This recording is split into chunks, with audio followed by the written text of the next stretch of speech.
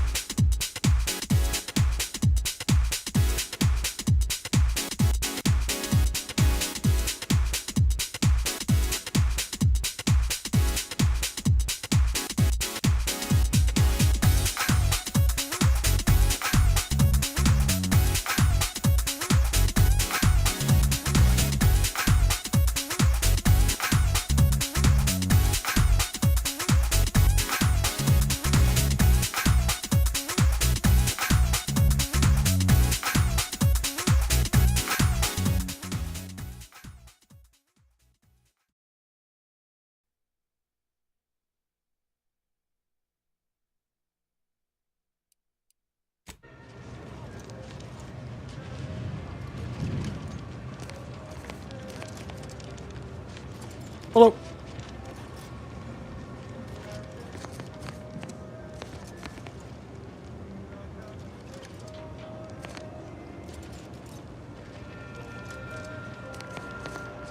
Getting back onto this.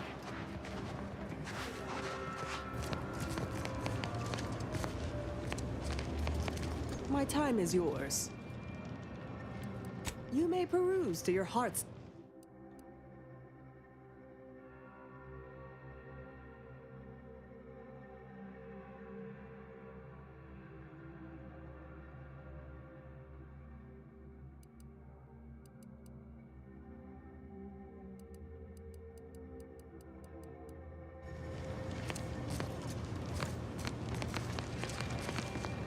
What is it? I have 15 seconds of allotted time for non-specific discourse. Inez? So, choose your words with expediency. Oh, don't tell me. You're here on behalf of the voice of the displaced, aren't you?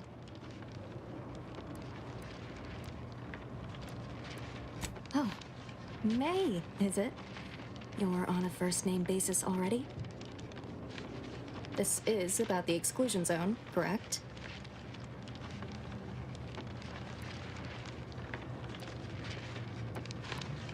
Fair enough. The exclusion zone is a mere corner of Matriarch's mercy, and rightfully off limits. You see, the seer predicted that a calamity would befall the exclusion zone, warning that the barrier must not be crossed. But the ever-disruptive voice of the displaced is dead set on occupying the exclusion zone anyway, laughing in the face of certain peril.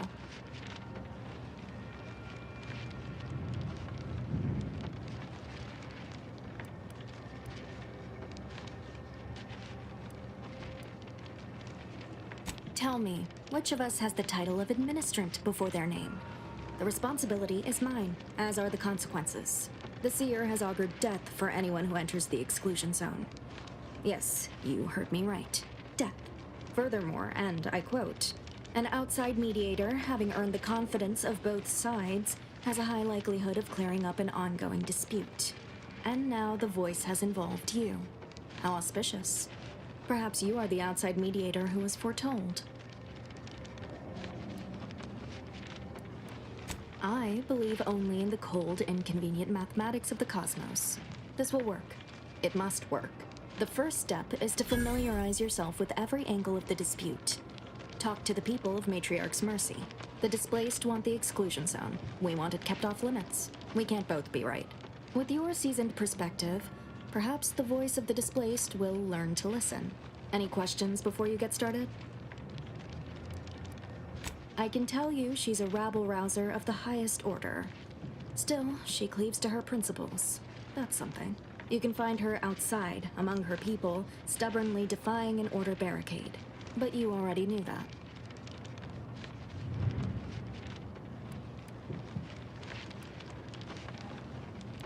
Novice Seer Vicarage should have ample time to illuminate you on the Order's forecast modeling methods.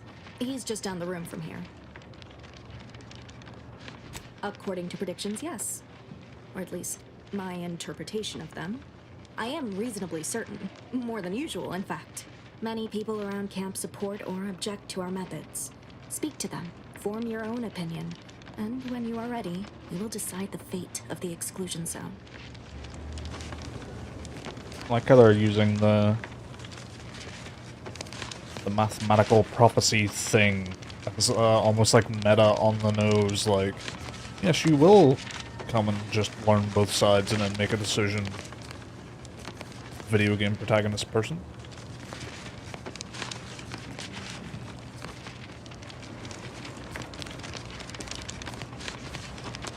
This is an interesting little metaphor for their faction.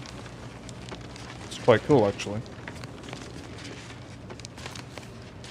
Shows that their mathematical predictions are right a lot of the time, but not all the time. That's fun, I like that actually, it's a nice little touch. Scienticians around the settlement inform me you've made some inquiries. Good, good. Continue poking around further, though. You must earn both sides' trust, you know. Have you spoken to all representatives of the Order? All of the displaced? The Doctor? The questionable types from Sub Rosa? And, well then, if you need me in the meantime, I'll be here, up to my ocular organs and requests. Besides what I've already told you, to put it gently, disorganized, which is irregular for a group that prides itself on mathematical acumen. But with effort, patience, and collaboration, I am confident that Matriarch's Mercy will soon be a haven for the displaced.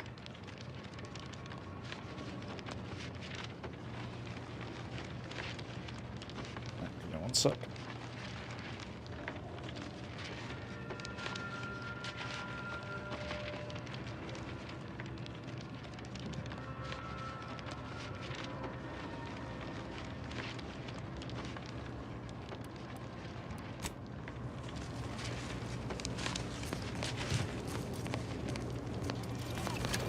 Greetings, qualified engineer. By the law. It's you. Oh, Doc Hollis Beardsley. Oh, thank the architect you're If finally your here. surname is I Beardsley, scarcely breathed while hoping you'd come. and he didn't, I am in and if he desperate didn't have a need of your beard, help. there'd be problems. Trade now, talk later. True, but the Order's predictions know you better than you know yourself.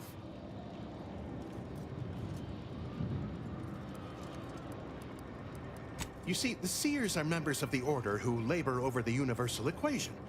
Even in its unfinished state, the equation gives them the means to predict the future. Recently, I had a rare opportunity to ask the Seer for guidance. He told me that a dashing outsider would answer my prayers. I feared the prediction was a fluke, but here you are. A dashing outsider standing before me. Strictly speaking, it isn't. Not yet. But the math is very, very, very good at predicting what is probably most likely extremely possible. In theory. Within a margin of error. Anyway, that is the Seer's business. My business is the health and welfare of this camp. Where to begin? There are so many sick and wounded in Matriarch's mercy, and I have but 2 imperfect hands. I am but a humble general practitioner. What I really need are specialists, and the Seer predicted an outsider would find them. Might have time to patch up 1 or 2 patients before we head out. I used to be a combat medic. A good one, too. You also strike me as someone on the go. I need committed medical employees, not a freelancer. The Seer gave me a datapad with explicit instructions that I not read it, for my intervention could only throw probability into disarray. Now, take the datapad, with my thanks. Thanks to you, our automechanical doctor has been dispensing medication and setting broken limbs with tireless efficiency. Take this. On behalf of the Order and the displaced, I thank you. Now, will there be anything else? Since you aren't a refugee, I hope you understand that I can't...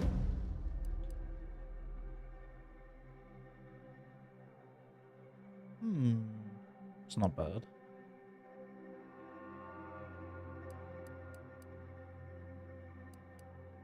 I got good money.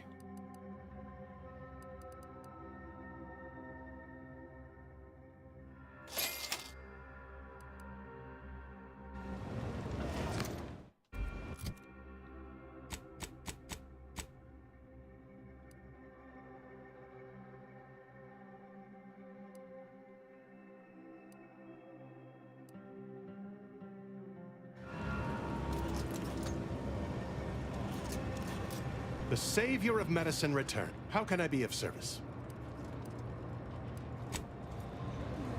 I'll ask Thank him. you. How can I be of service? As a doctor, I'm appalled. We don't have enough beds or private quarters to separate people, so sickness is blazing an unhappy trail through the refugees. Of course, the Order keeps us well supplied with meds, but things will get worse as long as we're overcrowded. Yes, I can treat sickness as it arises. It would be leagues better to prevent it entirely. That means space to spread out.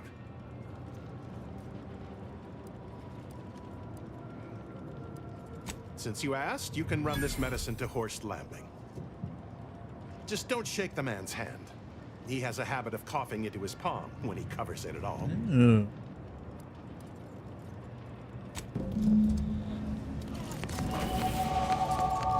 Level up.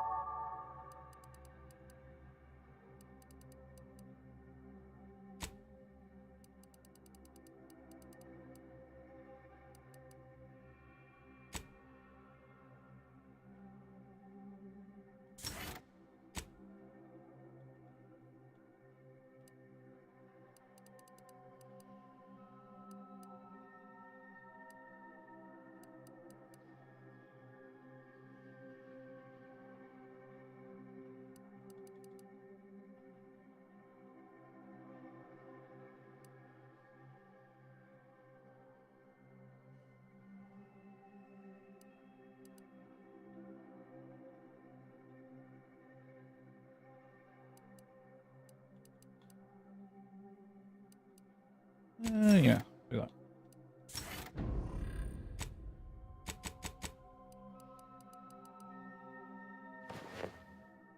So I'm gonna wear this because it's cool. Way less armor, but it's cool.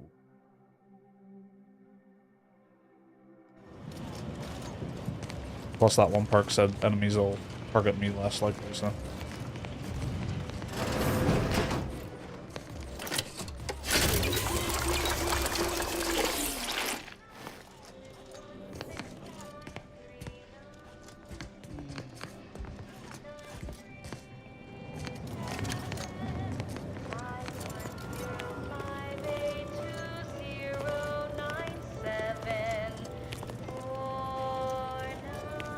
You're right. The universe does not orient itself toward fairness. But it's my firm belief humanity can do better. All evidence to the contrary.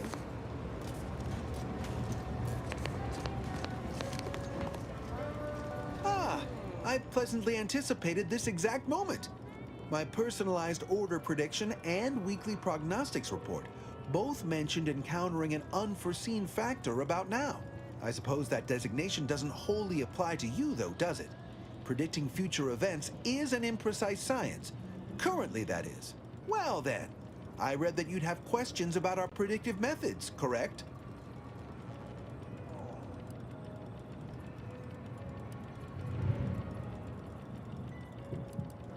We utilize a mix of proprietary research methods to gather as complete a data set as possible, and advanced calculations using well-honed models to effectuate it. None of us predict events with complete accuracy or absolute detail. We'd need to solve the universal equation to do that. Fortunately, we're all working very hard on that problem. The Department of Predictive Analysis provide weekly prognostics reports and personalized order predictions to help steer our followers' paths. More what to watch out for, advisement on adhering to the plan, forecasts of probabilistic dangers, elements of larger predictions made relevant to groups and individuals. The Department of Predictive Analysis is mainly populated by seers like myself, who represent the Order's most talented mathematicians. After years of study, some can predict events a few seconds or minutes into the future with reasonable precision. Others can estimate with up to 71.1% accuracy several months out. Of course, predictions have grown more difficult with the loss of the archive, but I am not to speak of that with an outsider. No offense. I'll go on. Unforeseen factors, random elements, anomalous outliers, incalculable variables, all of them can undercut the accuracy of our predictions. But as we close in on solving the universal equation, unknown unknowns will become known unknowns. Then finally, known knowns. You follow? A little bit. True, my situation does lack a certain refinement. Regrettably, this is Matriarch's mercy. We all must do the best we can with limited means.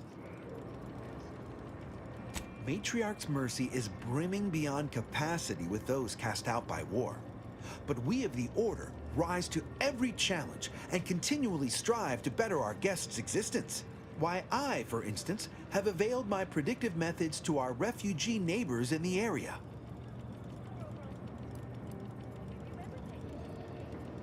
I share the very same surprise. Engagement is admittedly rather low, but at least one member of the camp reports he has benefited from them greatly.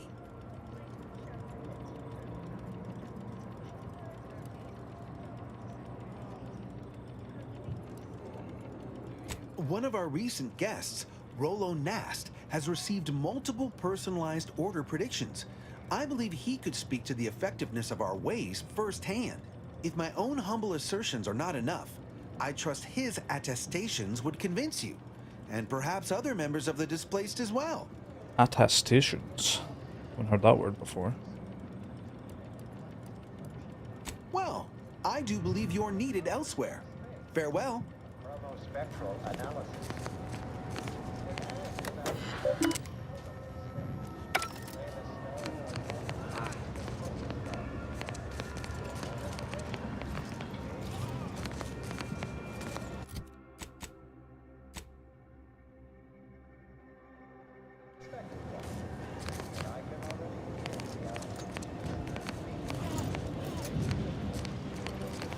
Yes.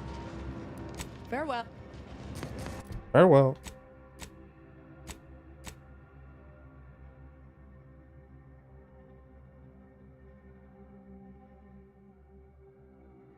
Oh yeah, I need to go back and do that.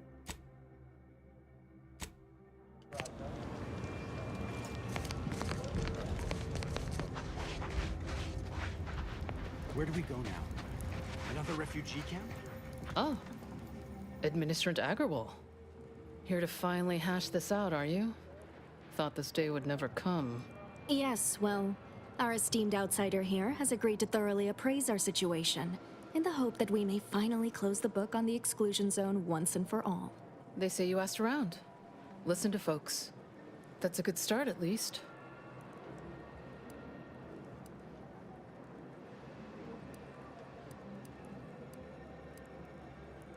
Oh, we're doing this now?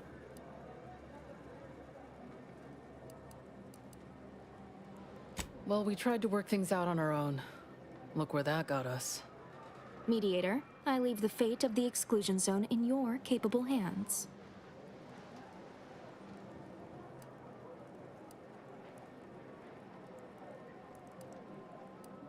Speak on then.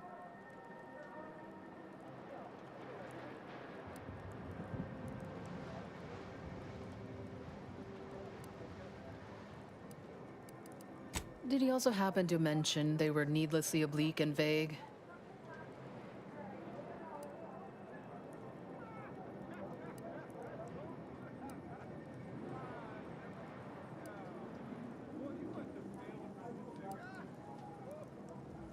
But our predictions are given to inform and protect, not to frighten. Forgive me. I do not mean to disrupt.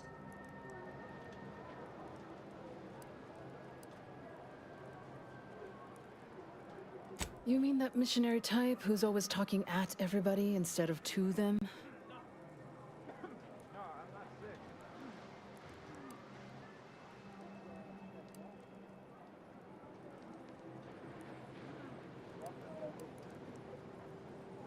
I think this is all people I talked to, like, in the last session I did, so I don't quite remember who these people were.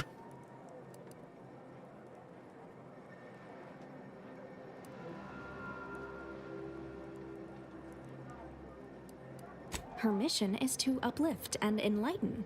She's indoctrinating, not helping us. Can't you see the difference? Point taken. You actually got the Provisioner to give you the time of day. Huh. Ah, yes.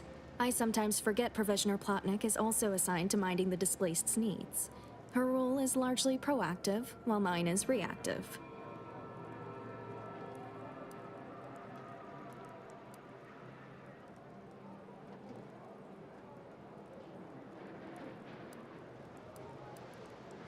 I'm appreciative of you all getting us food and medicine, but she needs backup. I suppose I'll take it under advisement. I'm all ears, Mediator.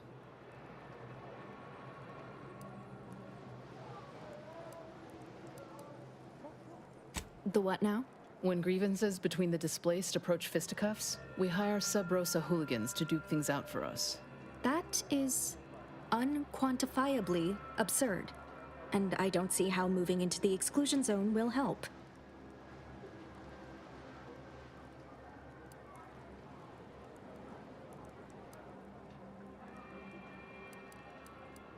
Unproductive is one thing. Paid Donnybrooks with surrogate fighters is... well, I'm at a loss for an applicative metaphor to describe it.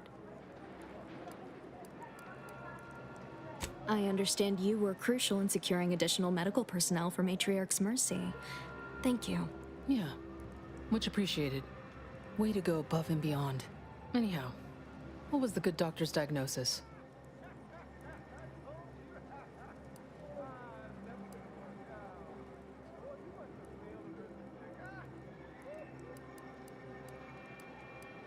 At Auntie's Choice, we'd view this from a lens of how sickness undercuts productivity. That is indeed unfortunate, but the dangers predicted for the exclusion zone may outweigh these concerns. Collapsed? but we built Matriarch's Mercy to optimize comfort and safety. I'm guessing you're saying this wasn't an official structure, more of a hastily assembled, precariously built shanty.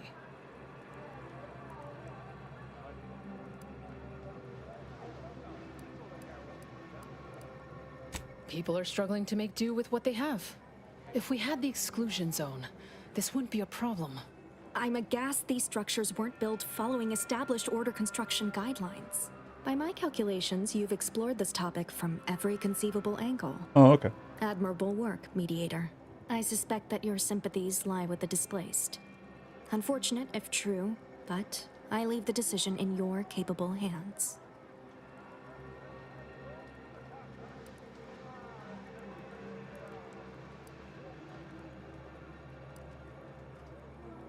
For the record, all of this is ridiculous. Finally understand what we're dealing with, huh? For every problem, there's an obtuse, indirect solution. Regardless of your misgivings, I ask that you follow your reason. Yeah, let them go into the exclusion zone. They said they don't even know when the danger might happen. They just know that danger will... Well, they don't know, but they predict that danger will happen there sometime.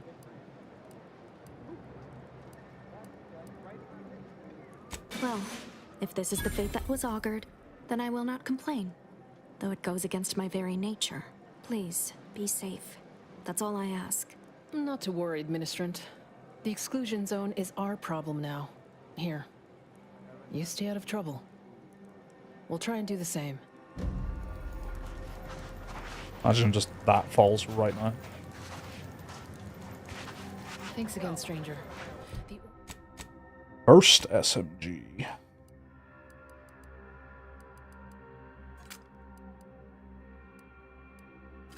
The order won't scare us off that easily.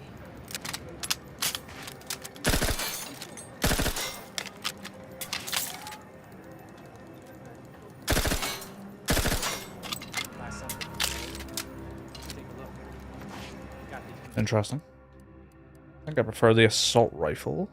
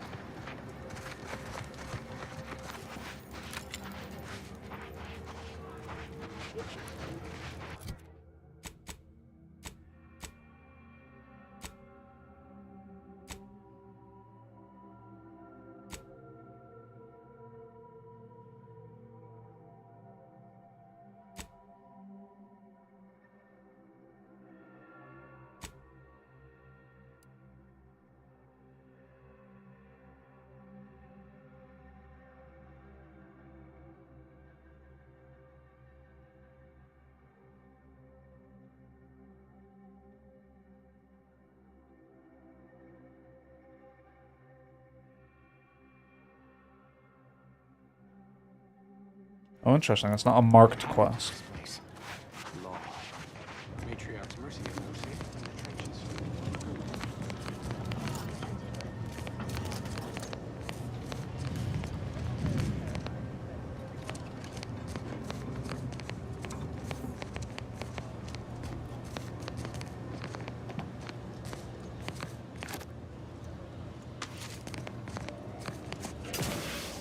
Oh yeah, they patched it so the double jump boots aren't as loud anymore.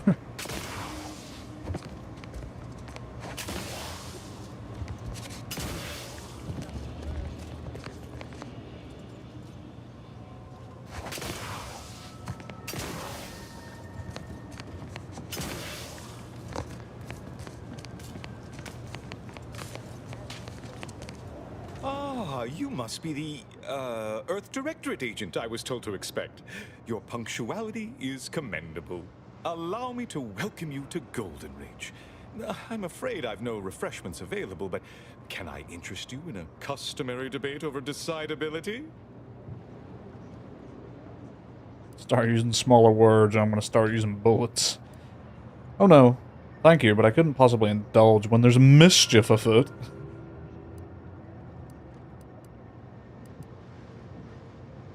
Sensible, Straight to business, then.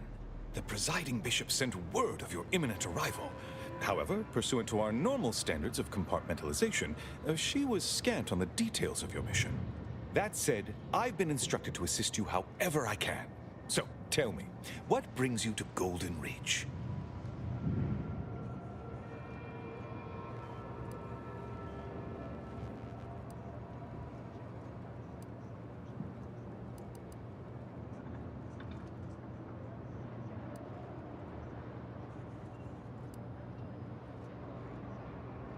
Since losing access to the archive, the Order has been forced to limit its open exchange of ideas and information to avoid contaminating what few predictions we can still make.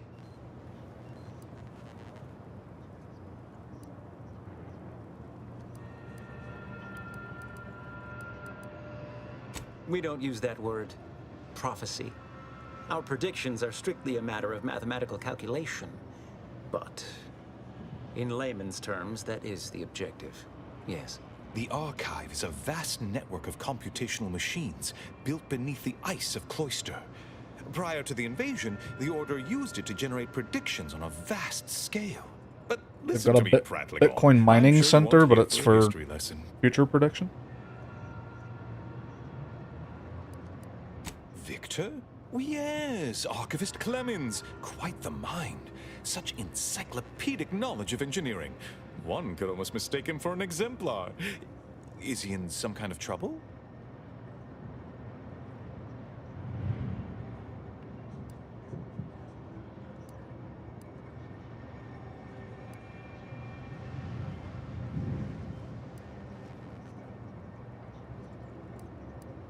Victor Clemens, some kind of radical.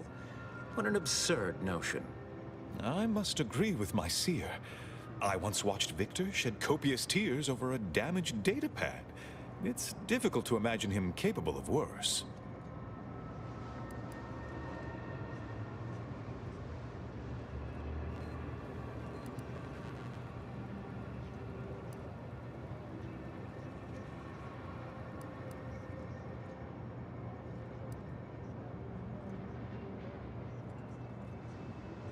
And that may well be true. But our standard of proof within the Order is not normally met by hearsay alone. Victor's currently supervising highly experimental research at one of our labs to the northwest, the Enray Range, beyond the invaders' front lines. Unfortunately, you'll need to go through the decommissioned autonomous extractorium to reach it. That path is less than safe, so I advise caution. Besides the highly caustic Serenium River and the Mantisaurs, we've also received reports of mad cultists in the area. It does make me wonder why Victor decided to stay.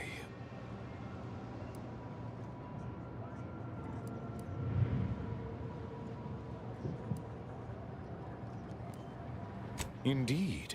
They began showing up with their inane theories prior to the invasion. The first sign of dysfunction in the Protectorate. Always starts small, doesn't it? Loath as I am to admit it, there may be some merit to your worries over a conspiracy within the Order, whether Victor is involved or not. As my predecessor would remind me, denying unpleasant facts is not good science. I would be remiss if I failed to support an investigation.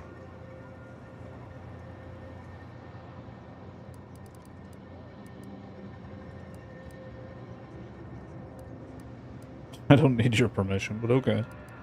Glad we're on the same page. Yeah, how can I help? No doubt you heard of the recent attack launched on that Anti's Choice base, Outpost Opportunity. It came from one of our facilities, the Zeranium Manufactory. But that facility is intended for research, not military action. I hate thinking an Order member responsible, but given the precision of the attack, it does suggest traitors in our midst. It would undoubtedly benefit both of us to root them out. Respectfully, Scholar, given current tensions, should we really be trusting such a delicate task to this stranger? Would an internal review of our ranks not be more appropriate?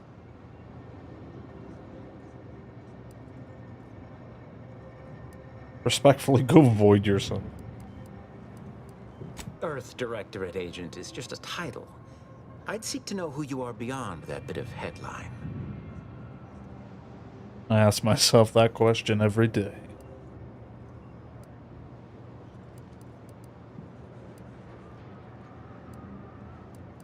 I don't dispute the need for discretion, my friend, but the presiding bishop made the determination to send the agent to us.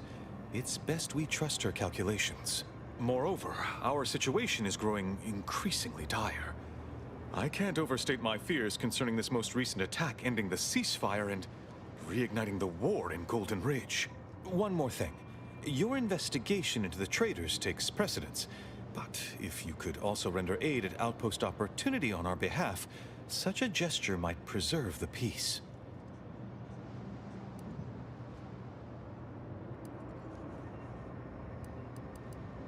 I knew I could rely upon you. Ruth wouldn't have sent you otherwise. Here, take this writ of investigative inquiry. It'll grant you access to the manufactory. Seer Love a good Wiley and writ. I will conduct our own inquest into these traitors you've mentioned erstwhile. We can compare notes once you've returned with your findings. Illuminating the path to true erudition is an abbot's moral duty. Whatever I can tell you, I will. A calling for those with a greater than average talent for mathematics and computation, particularly in the field of predictive analysis.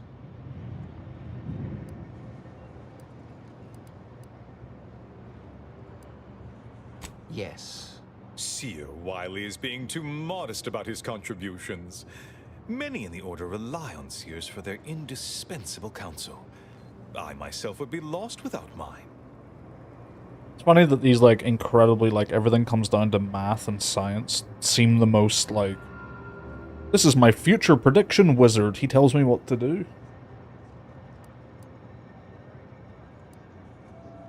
I, too, value a good lackey.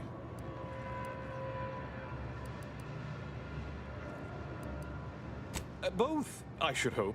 We've been collaborating for many years, and, plan willing, for many more to come. Especially given how very uncertain life in the colony has become. Oh, indeed. I needn't educate you on what you can see with your very eyes. There is a great deal of pressure on me to navigate what is a rather novel situation. Without Wiley, I dare say our predicament here would be even more precarious. Many lives depend on him, on us both. Why, Matriarch's Mercy would not be the refuge it is without his predictions shepherding its development. That is a statue of the Matriarch, Alexandra Varick, Arcadia's founder and for whom the monastery was named after. Regrettably, Alexandra Monastery is closed to non-order members at the moment, given recent troubles. But perhaps Seer Wiley can give us an estimation of its reopening. Oh, certainly. According to my calculations, the monastery will be accessible to certain members of the public shortly. Haha, good news indeed. Good you news. Really must visit. The observatory is a true sight to behold.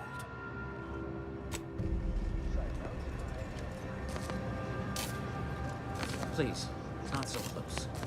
I'm aggregating vital, time-sensitive data and your perpetual motion.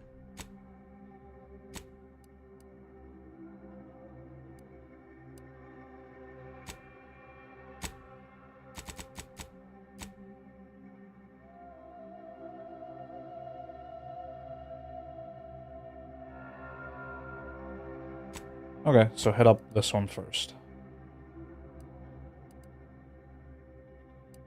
Right here, boom, boom, boom, boom. Motion is distracting. We need to help the folk at Opportunity, Commander. Void the Abbot. He's more concerned with exonerating his own than with making things right.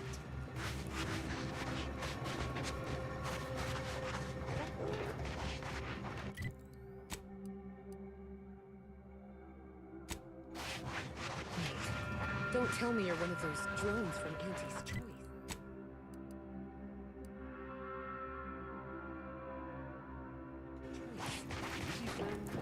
Do you believe Arcadia shall ever return to how it was?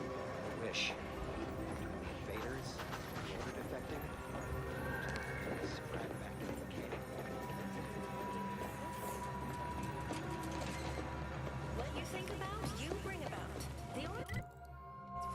Right, road is down here.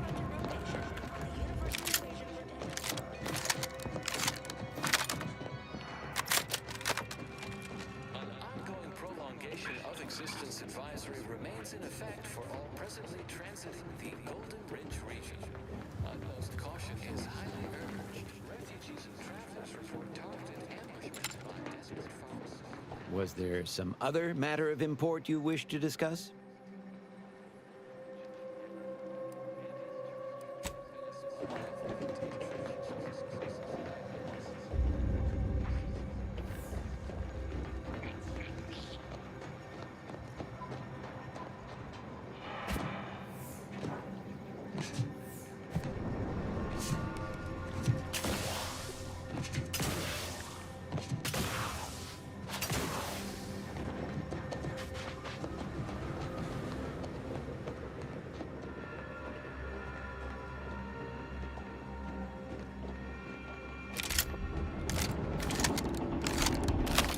What the hell is that?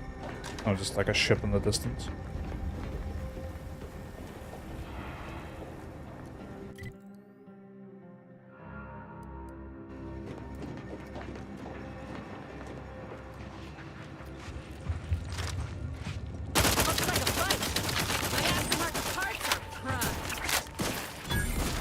How are you still upright over there?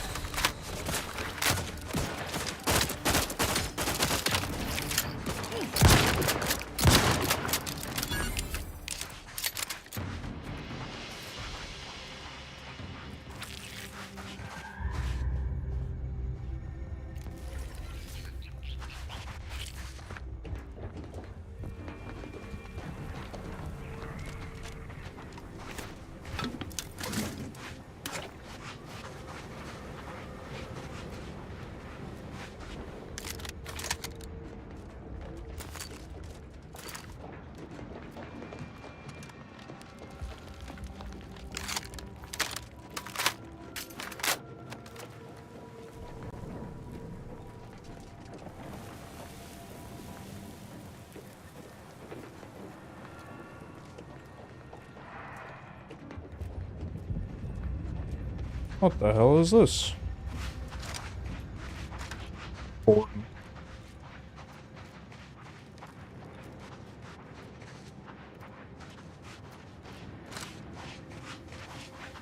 Architect. I hope this does not turn back into an active war. This is the Order's anti-air control center. If you don't have specific business here, kindly keep moving. I might do.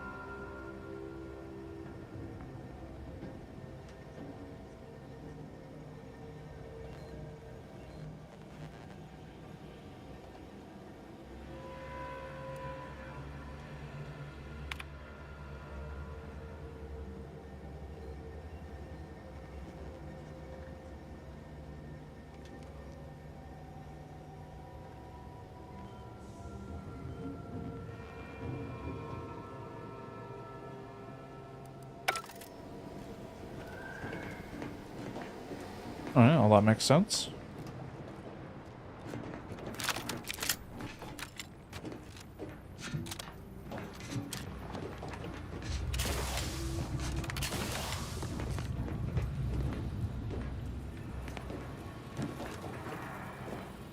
apologies. My work requires a rather high amount of focus, and as such, I'm unable to engage in idle chatter. My apologies. My apologies. A rather high amount of focus, and as such, I'm unable to engage in idle chatter.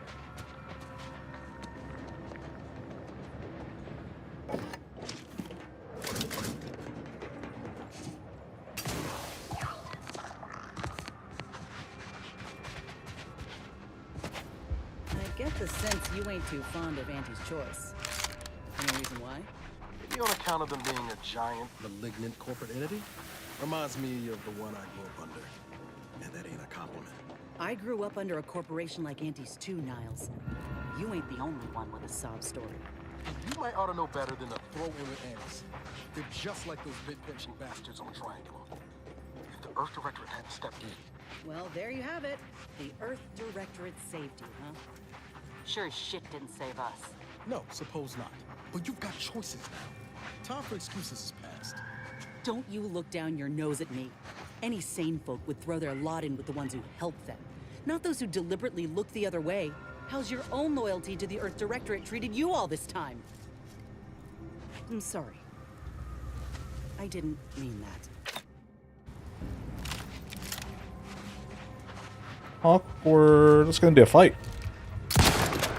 Time to earn my commission. Give the order and I'll take care of him, Commander. Help me end this fight on my feet.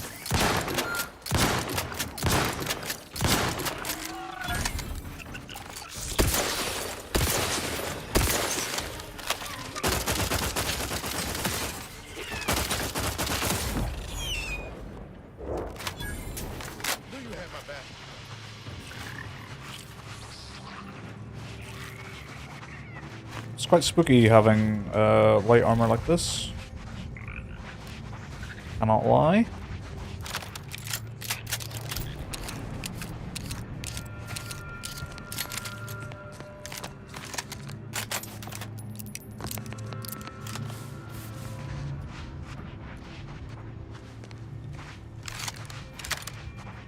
Seems like armor really does make a significant difference.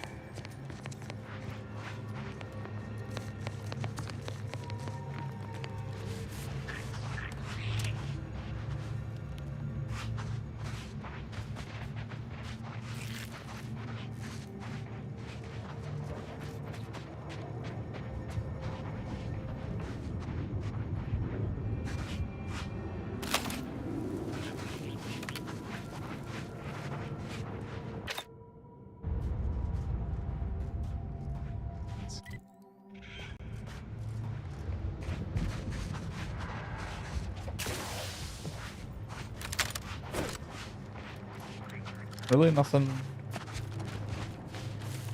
Oh. Dung.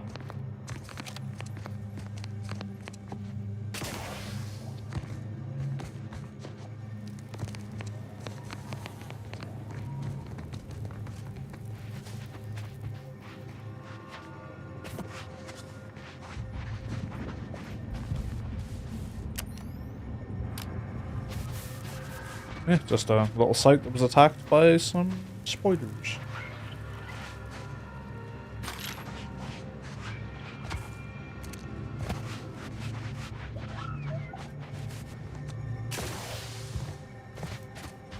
But wait, there's more.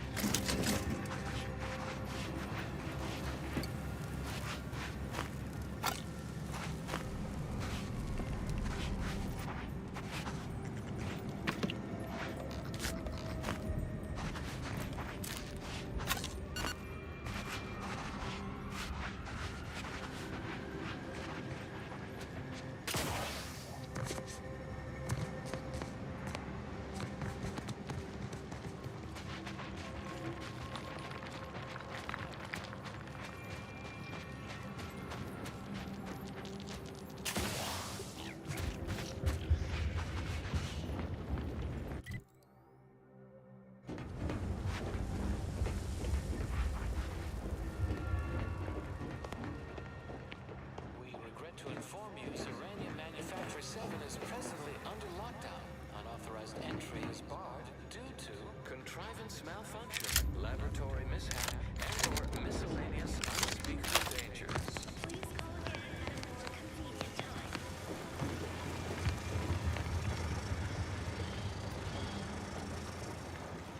This is a big factory. Anything called a manufactory just has to be large. These people speak like Warhammer.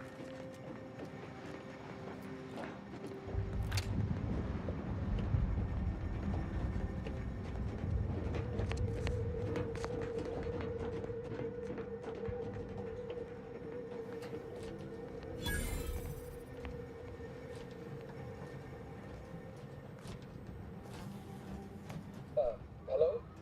Someone there? Yes? Did the missive not play, or was it garbled in some way? Are you somehow struggling with coherence? If so, to be clear, Zerania Manufactory 7 presently and for an indeterminate time is in lockdown. That means no external transmissions, no visitors.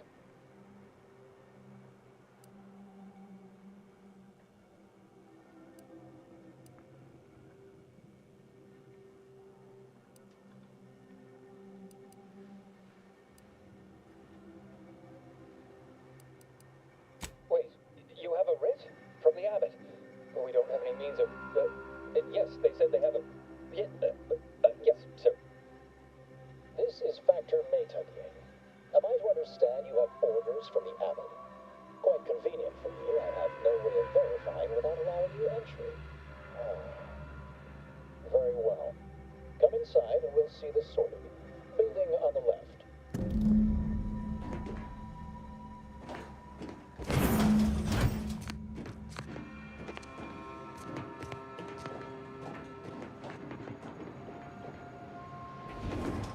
Everything's stealing around here. Yes, right over here. You're not getting down below until you talk to me. So, the abbot deigned to send someone whilst we're contending with all manner of emergencies, did he? Wait, is that an Auntie's Choice enhanced soldier with you? Oh, I see what this is. Stay back. We have no desire to escalate things further. Don't do something you'll regret. We want answers, not a fight. And if indeed there's any retribution to be had, it won't be by my hand. Tell him, Commander.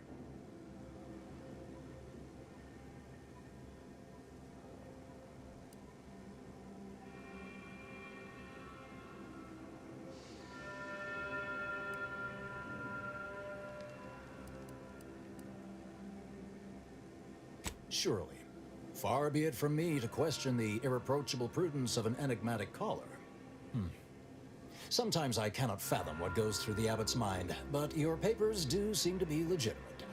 I will unlock the elevator so you can speak with Proctor Svoboda below. I'll send word you're en route, but fair warning, I cannot predict what reception you will receive. I expect your behavior will remain impeccable. As soon as I've seen to securing the facility, I'll be along straight away.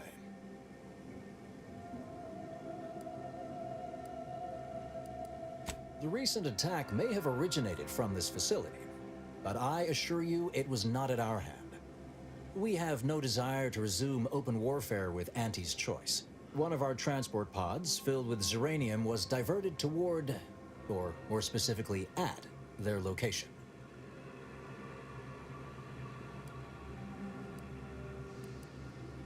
Though functionally correct, I assure you. The transport pods are fired into space, where they are collected for redistribution.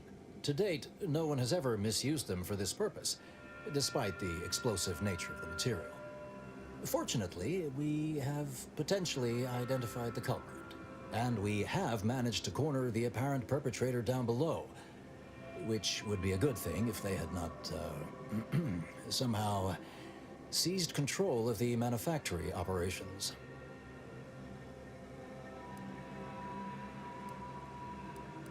No, it doesn't add up particularly well, does it? Our suspect, one Initiate Alva, previously supervised launch controls. Though steadfastly maintaining her innocence, she has also barricaded herself in the operations control room below. A move not likely to allay anyone's suspicions.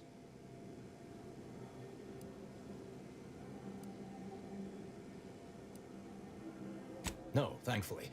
Not yet, at any rate. Architect willing, that will be the last of it. Now, you'd best speak with our proctor. I admit I'm to a reasonable degree pleased you are on hand to corroborate current suppositions. May your query yield favorable results. Okay.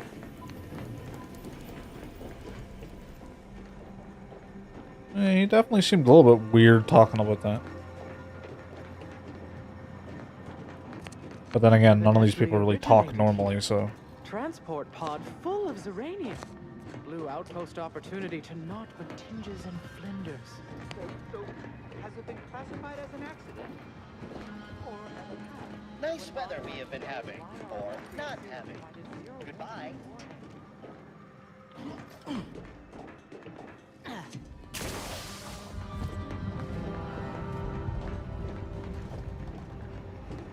The Proctor's a low-functioning functionary at best. I mean, just look at this mess. That explosion. Well, running a manufactory must require extraordinary... May all your theories prove true.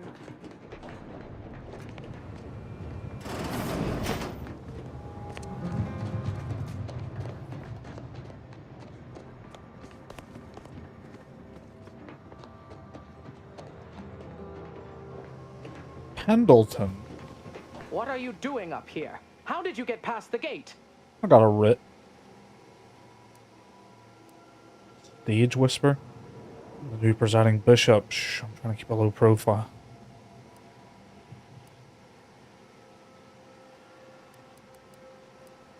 Forgive me. All this business with the lockdown puts one on edge.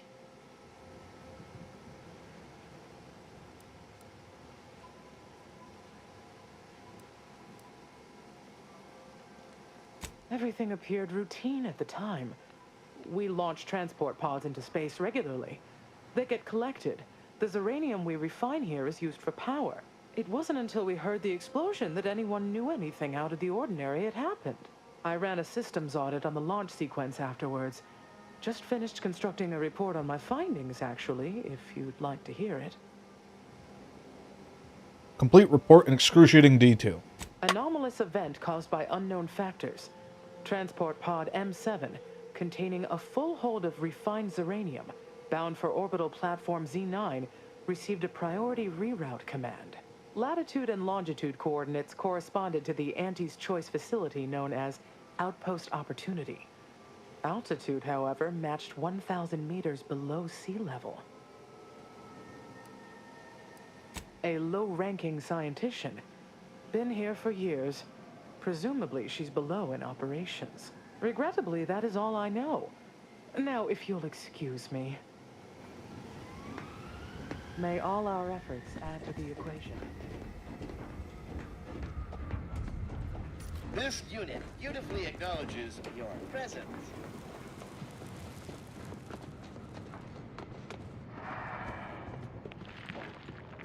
I'm thinking, why does that conversation exist?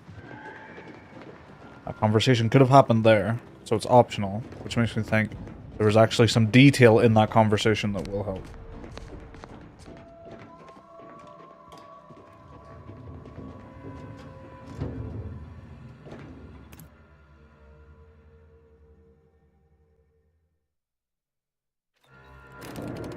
Initiate Alpha, stand down.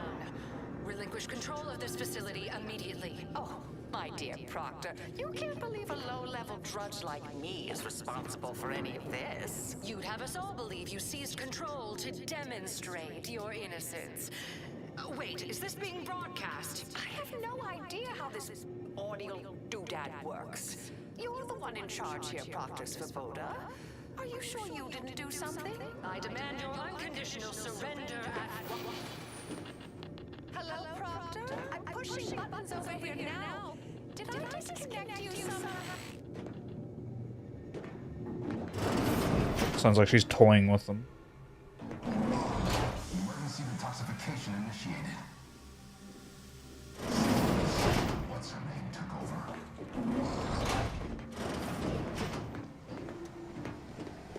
I'm not going to speak with random factors. I'm not a random factor. I just call you a variable here.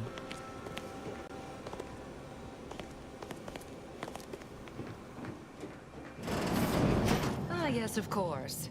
Next on my list of lowest probability events, strangers sent by the Abbot, gallivanting about amidst a lockdown.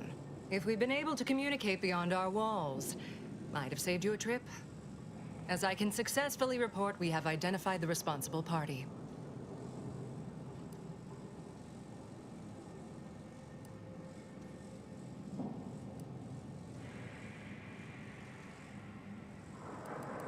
A low-level subordinate, assigned here years ago. But I'm now realizing how little we actually know about her. A spy or turncoat, no doubt. A sleeper agent from one of those secret enemy programs you're always hearing about.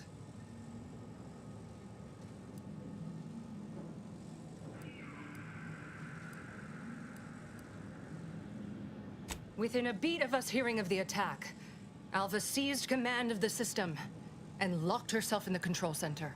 She then forcefully repelled several attempts to extricate her. 2 are dead already. Poor Jacobs lost a hand trying to pry free the outer doors. Why, she could destroy this entire place at any moment from in there. I implore you to stop her before she does so. I fear violence may be our only recourse.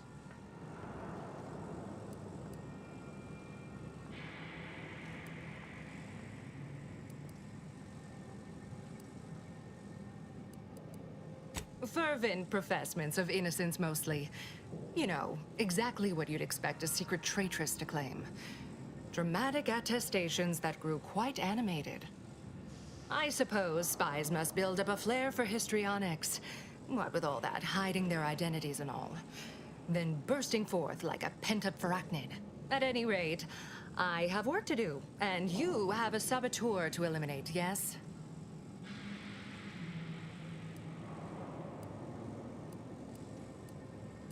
Whatever for.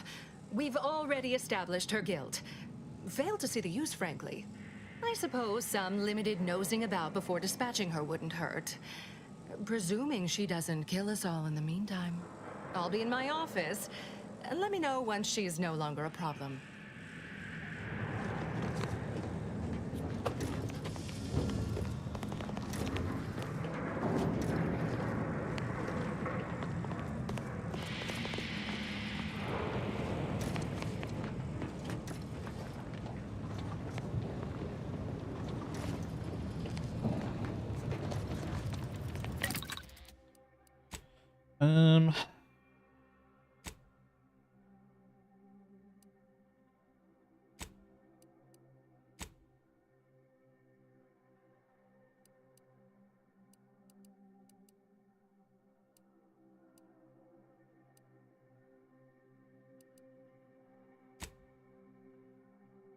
Sure.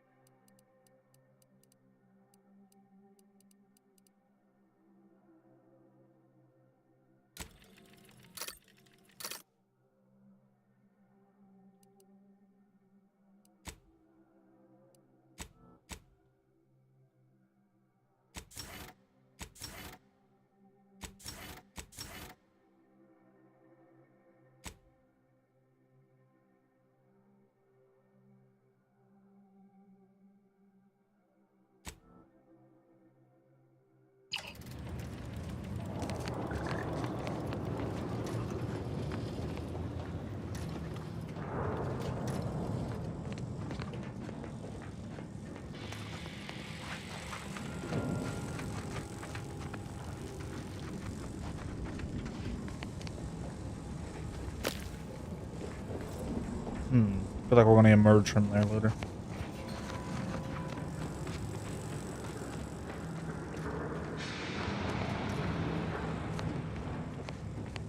Can't talk. Calculating an inverse complex sine function in my head. Oh, okay. We're still in lockdown, so I take it you haven't shot the traitor yet. I am so pleased.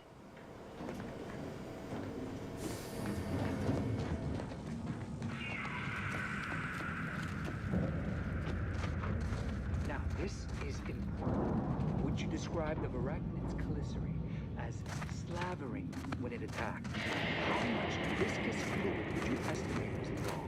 I don't know anything about the fluid's volume. Thing attacked. I shot it. There's goo all over the spot it emerged. Measure that, maybe. I have many solutions, but none for your problems, by the look of you. Not in the mood for a What does that mean? interaction, thank you. Insulting me?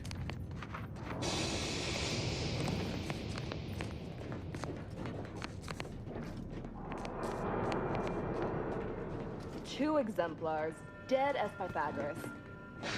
No one's been inside operation since. Just a run-of-the-mill golden mean initiative. Now listen. Of course she's hiding something. You think those two exemplars just fell wrong? They're hardly prone to involuntary self-injury. Alva's been here for how many years? I never noticed her. Just blended in. Glad those not skilled at math can fulfill some other function. I only question them being in roles of significant authority. Huh.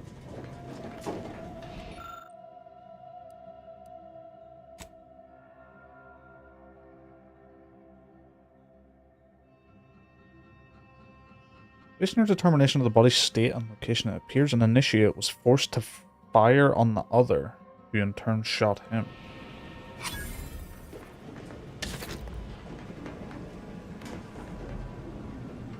Interesting.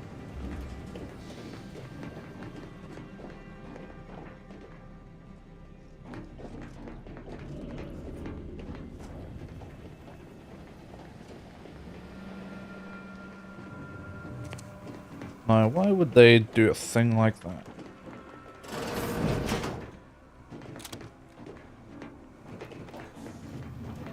Let's speak to her first. Oh, hello. A visitor. Who is it they're sending now?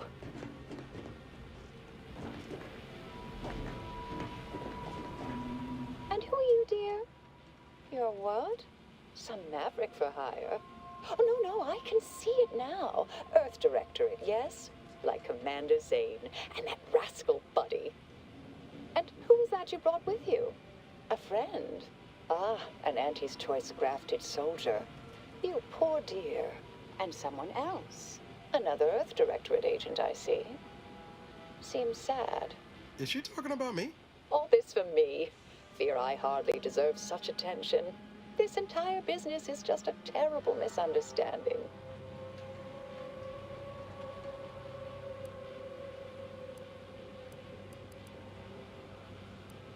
I expect few in the Order know of you, but, well, I've kept to a role here that is purposely not very taxing. Others prefer calculations in their spare time. I have my stories. Between launches, I enjoyed serials, two-bit dreadfuls, periodicals. I adore Zane and Buddy, even if they are considered contraband. And you decidedly share their upright bearing. For the longest time, I didn't realize your organization actually existed. But here you are, well-timed and, no doubt, eager to help. Eagerness and good timing are our calling cards. We'll have this mess sorted in no time.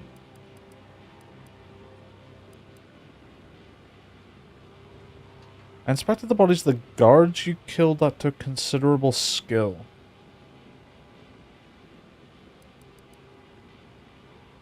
Oh, you sounded just like Buddy, striving his best to resemble Commander Zane. The similarity was uncanny.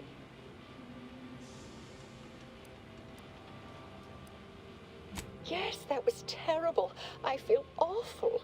Though technically speaking, they did kill each other. I didn't mean that to happen. They came at me, weapons drawn. My own training just took over. You see, years ago, I attended an introductory course at the Physical Education Center. I earned top marks.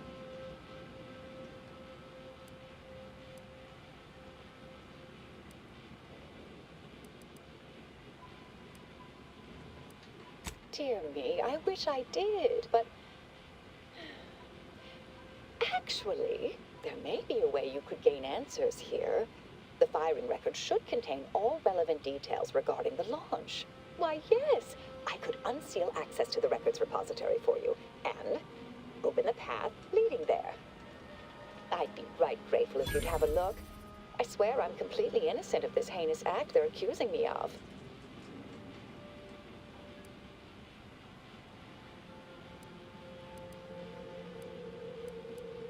If you need to hear me say it, surely.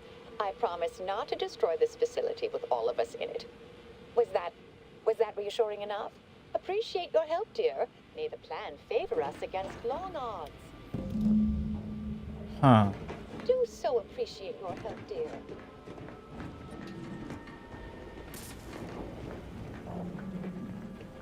But what's over this way?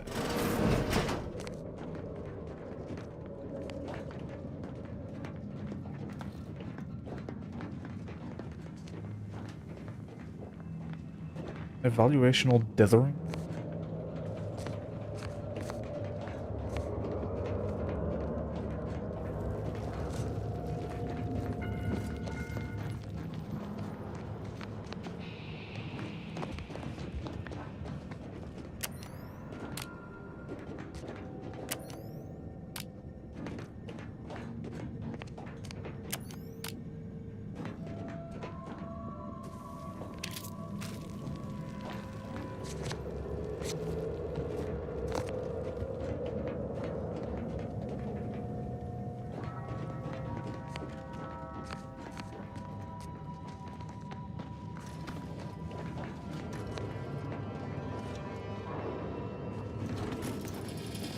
Hello. Come here often. Goodbye. This unit our man. Goodbye.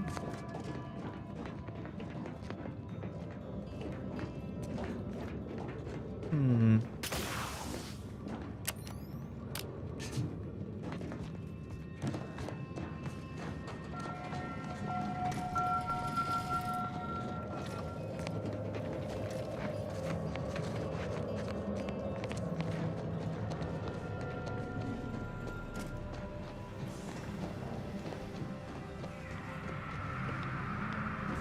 Investigator?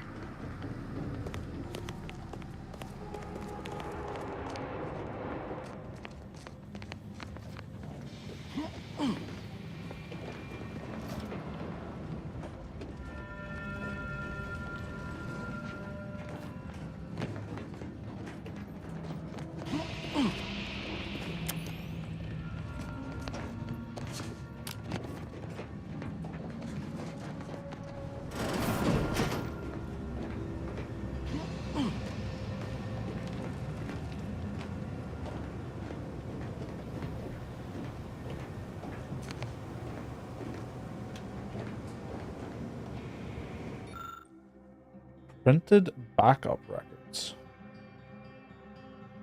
The launch records consist of a number of instructions that are time-stamped and uniquely numbered. Using the time of the launch Initiate Alva supplied, you're able to look up the recent launch.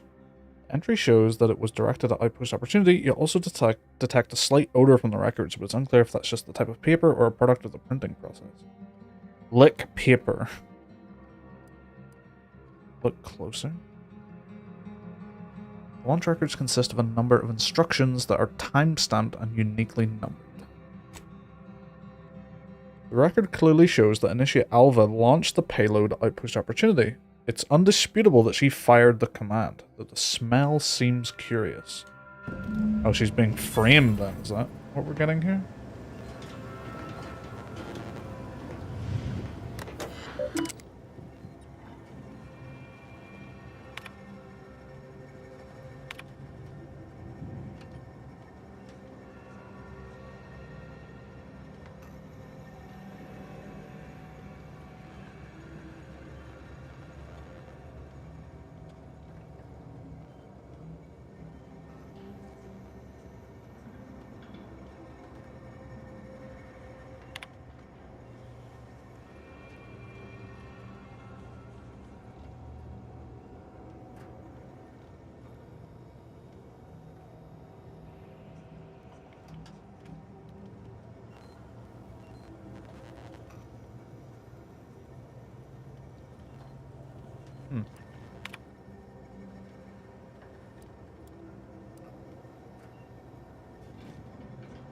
Records expunged. Please review backup physical records.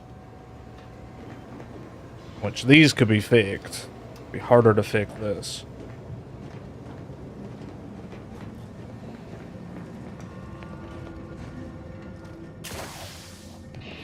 So it does look like she was framed. Don't see Auntie's being too dissuaded by our Earth Directorate friend. Well, hello. Have an update to share with Initiate Alva? Hello. I've been conversing with Factor Matadier here while you were away. Understand you've met? Yes, they witnessed me rather discomposed, I fear. Visions of Auntie's choice reprisal clouded my thoughts at the time.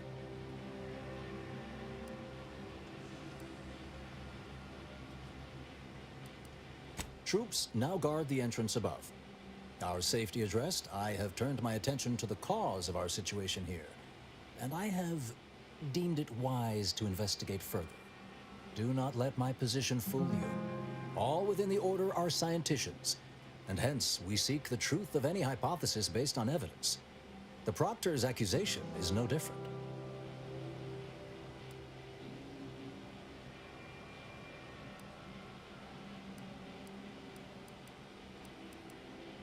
A recent security audit brought up several curious messages meant for an unknown party, sent from a terminal somewhere on the premises. We were unable to track down the whereabouts of this mystery terminal, but one message contained certain oblique references to placing blame. Nothing conclusive, yet enough to give me pause. You examined the launch records, yes? Did you find anything, dear?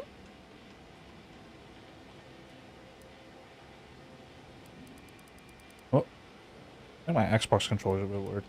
The data has been purged, but the physical record said you'd launched the transport pod. I suppose the data wipe was meant to cover their trail. The physical records would have been altered, dear, presumably by some difficult-to-discern chemical means. Ah, but listen to me. What do I know about this sort of thing? I know I've watched too many Aetherwave serials. Suppose they fuel my fervent imagination. But still, even the most junior scientician knows the best explanation is one requiring the fewest assumptions. Ergo, I set the correct coordinates. Someone overrode them.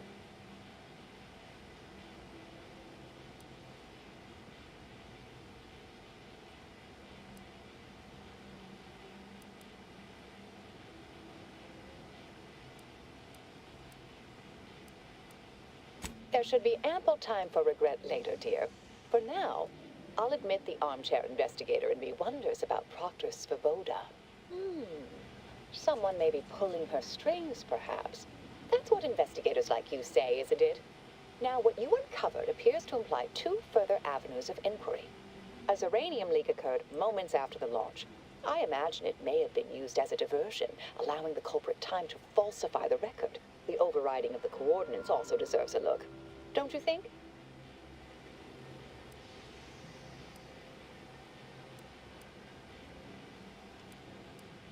Oh, I'm full of hidden depths, dear, but this isn't the time. Later, I promise. Anything you want to know, from my first science crush to my scientician aptitude test scores.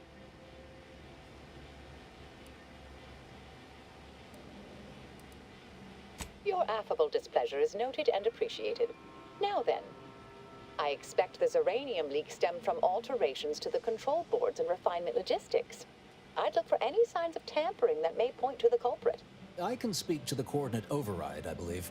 All commands are routed through the hub in central processing. If one meant to accomplish what you're suggesting, they would likely look to do it there.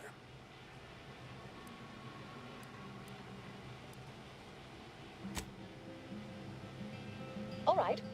There. I've unsealed both areas. With hope, what you discover will help us determine the responsible party. I'll stay here and play for more time. If the Proctor sends anyone, I'll say I'm close to convincing you to surrender.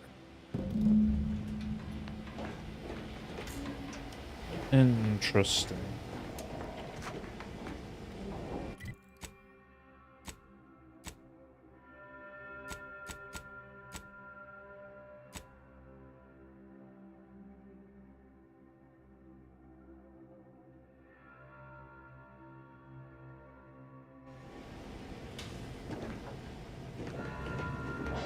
Yeah, it's kind of hard to tell if she's May all your endeavors add to the equation.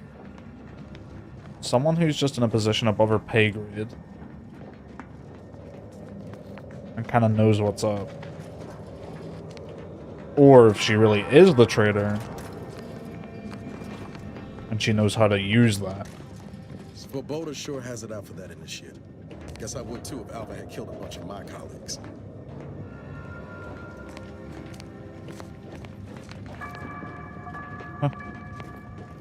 This initiate. Can't quite put my finger on it, but something's off. Like she's playing games. But I can't say I trust the Proctor any better. Ought to keep moving, Commander. Ought to keep moving, Commander. I can't talk to you? Now's not really the time for a chat. You need? Stop teleporting. Ought to keep moving, Commander.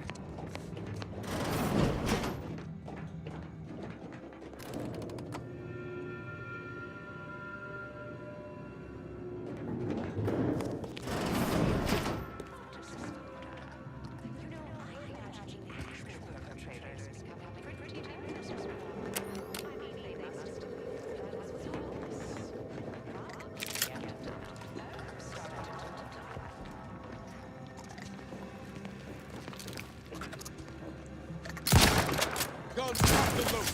Let's get the signal.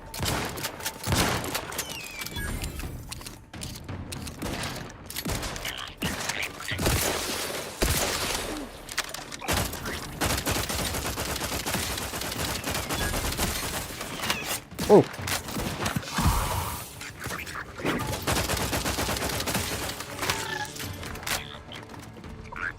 Hey, got a distraction for you. I'm at it. This thing's got a mean streak. The Gravel Claw's angry.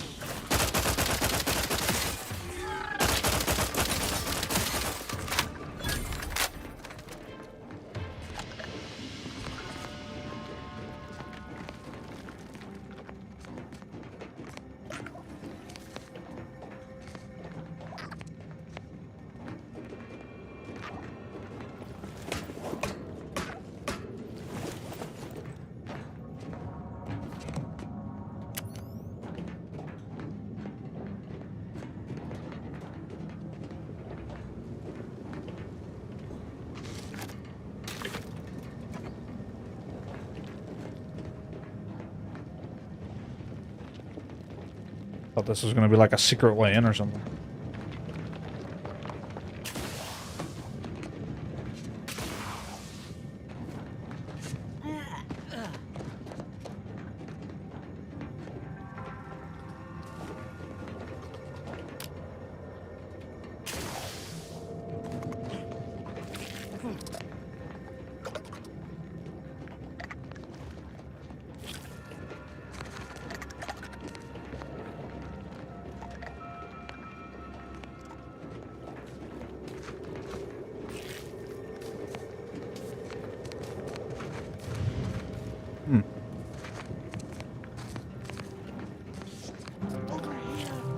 Conkling. Ah, finally a favorable happenstance. After I became stuck in here, those organisms appeared, all hungry-eyed and slavering profusely. The door jammed. Not sure how. Worked perfectly acceptably earlier. I don't know, my old enemy doors, whatever will I do? Lockdown and my clumsy fumbling triggered a precautionary security setting. I can't reset it from here, and I'm not particularly enamored of being closed in. Depends on your level of moxie and know-how, I suspect. Let me think. You could try jimmying the door open if you have engineering expertise. Or, I don't know, engage in a routine advanced physical regime. Otherwise, the safety reset is in a wall panel around the corner. Though that seems a bit boring for a dynamic sort like you. Of course, apologies.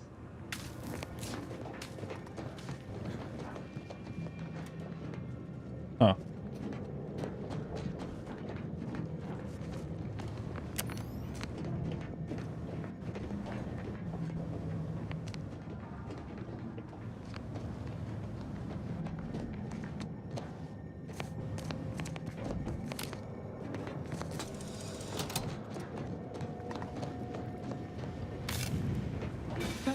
kindly. I am decidedly in your debt. Anything you need?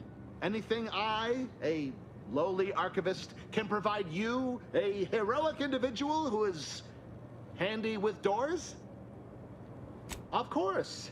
I am now able to breathe easy and respond freely.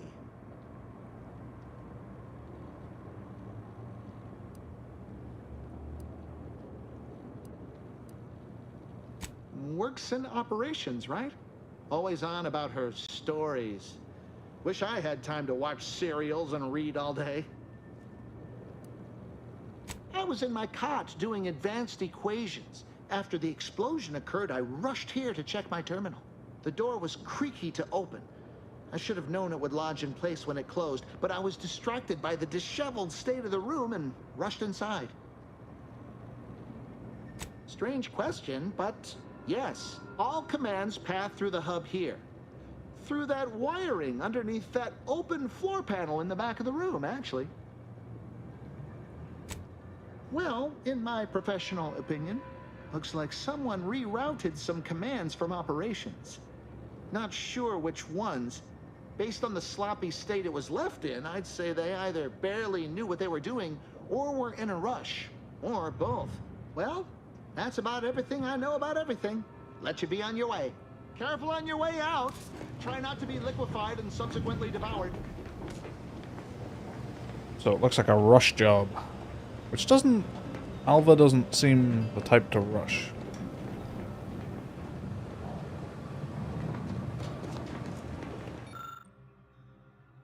Patchwork array of switch boxes and cables connecting many of the facility's command systems. An obvious rewiring of the cables here is noticeable.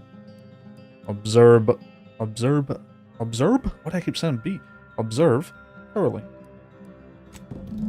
You determined that the wires were specifically configured to reroute coordinate commands from Initiate Alva's location in the operations room.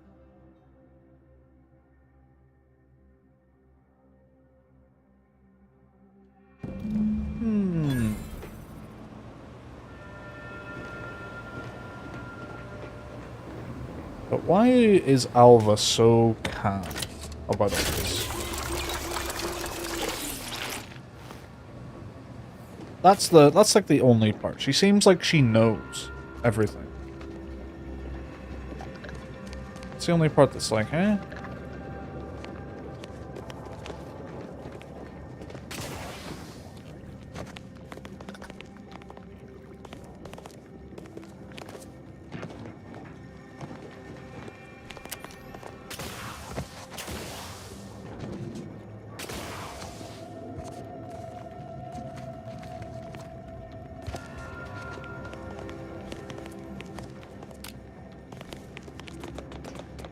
Observe the cables. Alright. So cables were rewired. Oh, hold on. Where did you come from?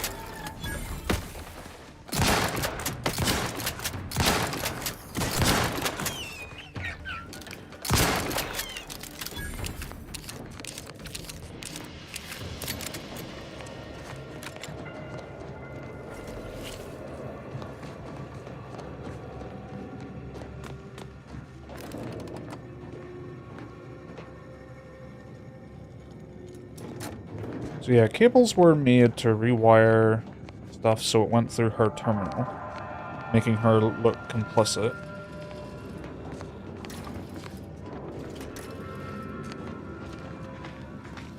I don't think it's Pravoda either.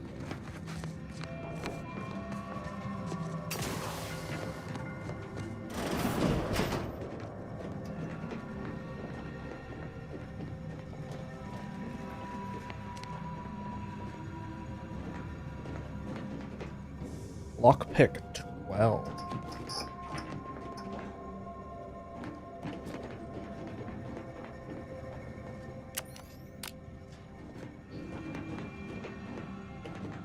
Oh, I'm not getting in there unless I find that security key.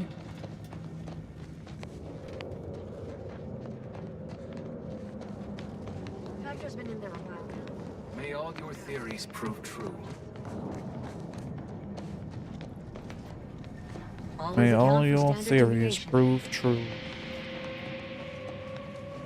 Something about that Alva doesn't square. And she called me sad. I'm not sad. Just for the record. Ought to keep moving, Commander.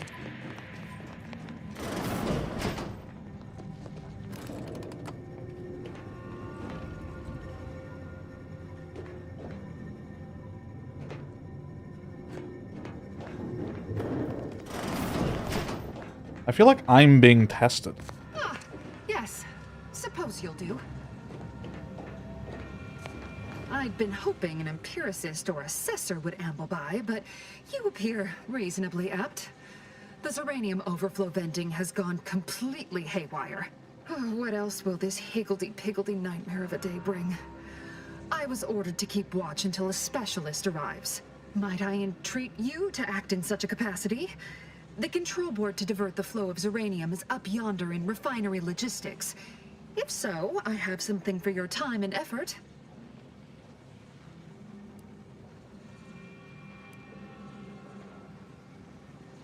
I'm allergic to everything. You're in luck. What I don't already know on the topic, I'm smart enough to figure out. Well, as a fellow student of science, you'll be especially interested in what I have to offer. We developed a pharmaceutical primer that, technically it poisons you a little, but also heals you quite effectively. Ooh. Shut off the gas, it's yours. A little bit of poison, a little bit of healing. Requires Intimidator. Tremendous. Why, this day may average toward the positive yet. May deliberate endeavors beget expected results. Hmm.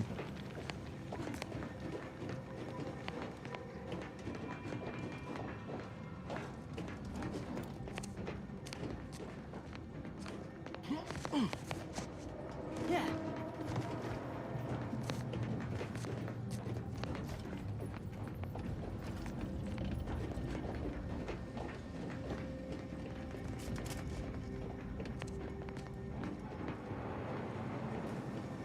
I mean, I could get past that.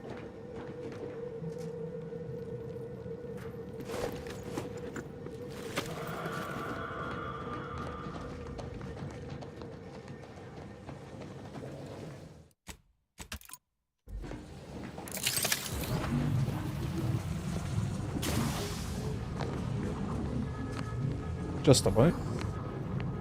And what's about I've done that too early? Oh.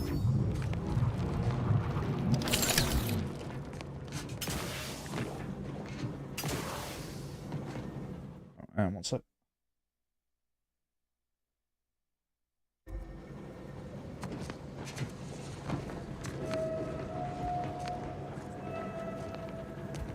Hmm.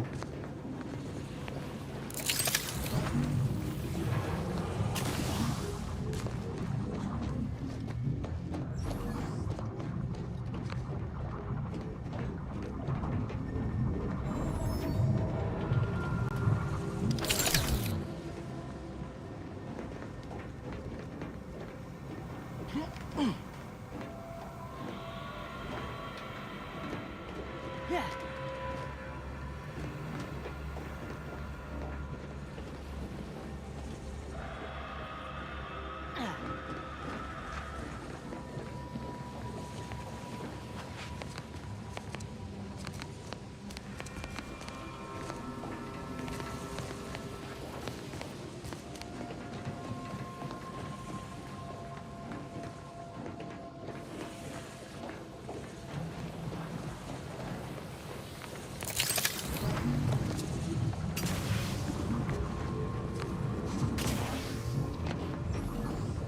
I was gonna say interesting that that's there, but I have to keep remembering that you can just miss the double jump. They have to design these around the idea you might not have.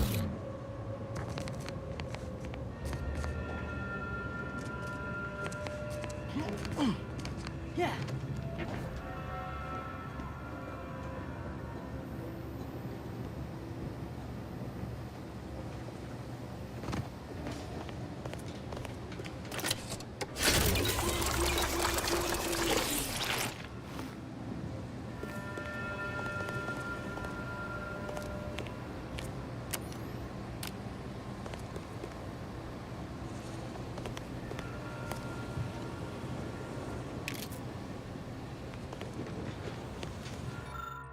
control board allows users to update settings for the Xyranium overflow venting system. Make a lucky guess! Guessing at the pressure limits of Xyranium gas, you identify several settings that led this console to fail. This change required clearance.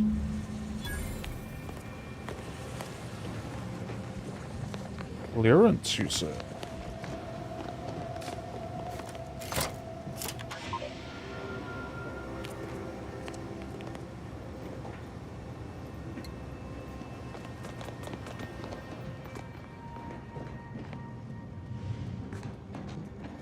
Could probably make that jump without the double, so what's down here?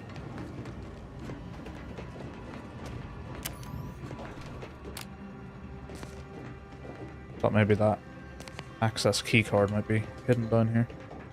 Would have been nice.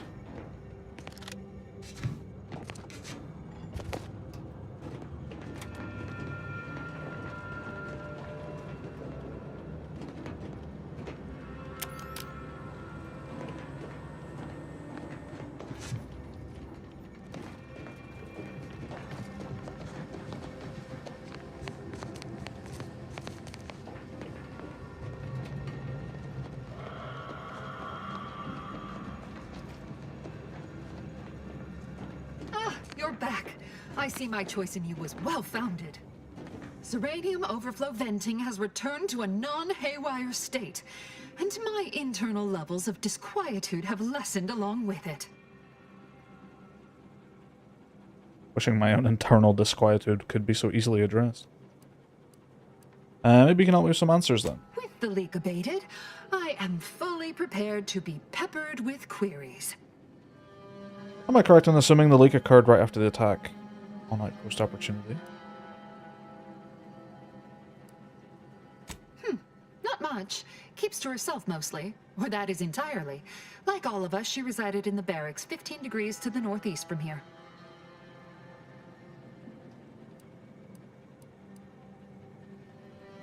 You mean just after the attack occurred? I was in a state of anxiety at the time, and, well, I'm sure you're aware higher levels of cortisol can impede the encoding of memory.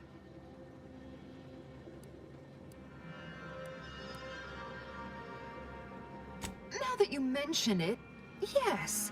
I recall I was worried about one crisis, and my mind was completely occupied by this other crisis nearby. I must admit, I haven't given the attack a single thought since. I do hope everyone's okay. I am greatly grateful you were helpful and effective. Farewell. This card will allow you into our humble little research lab. It's right past operations. Can't miss it. Unless you do. The pharmaceutical primer I mentioned is inside on display. That let me get into the other one as well.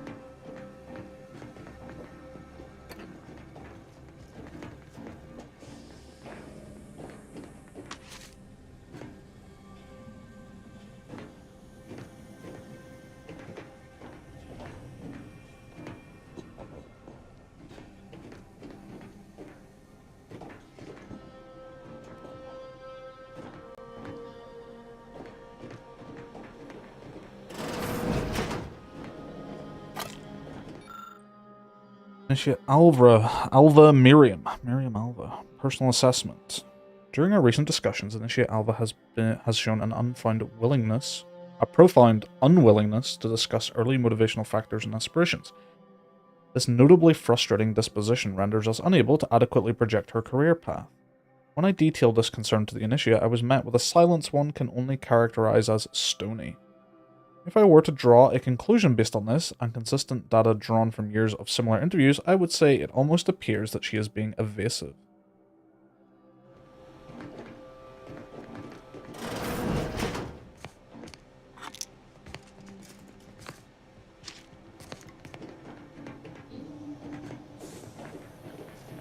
I don't think I find the thing, did I?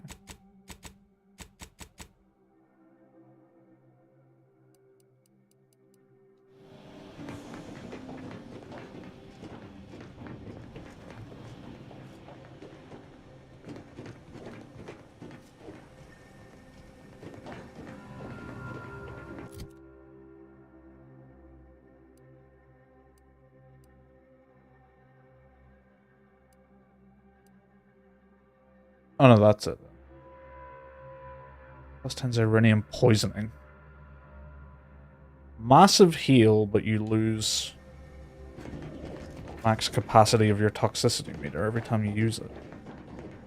Interesting. If you're doing like a really high health build, maybe.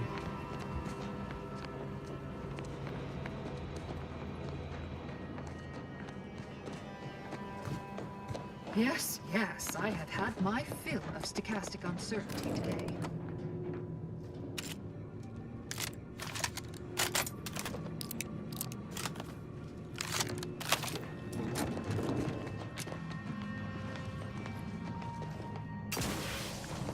May circumstances proceed toward intended results.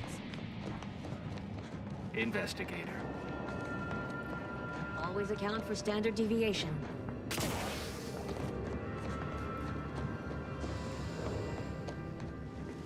Yes.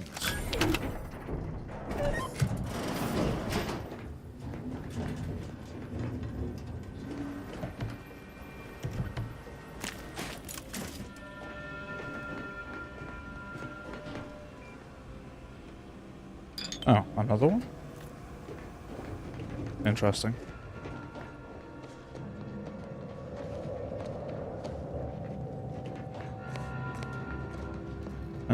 Let's go talk to the Voda? Is that her name? I made the plan. Is that how you say it? Let's speak to her.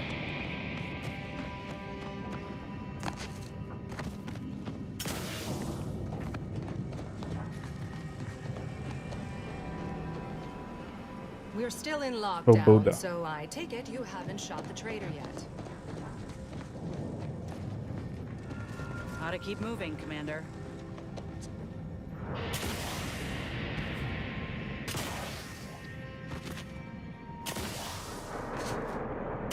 May the plan guide you. Oh, hello, dear. Why, we were just talking about you. Or specifically, potential implications for a multitude of troubling scenarios, based on probable results of your investigation, downstream outcomes, and such and the like. You know how the Order is. Always calculating something. But please, tell us what you discovered.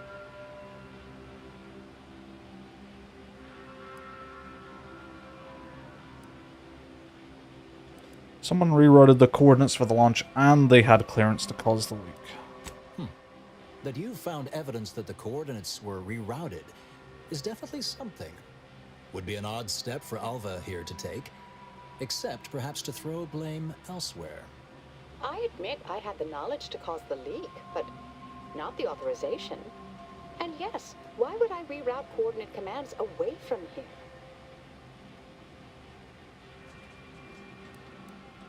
I'm sufficiently certain our proctor is conspiring with an outside party. So I'm coming out now. She's going to tell me who she's working with. Then I'm going to kill her. Wait a minute.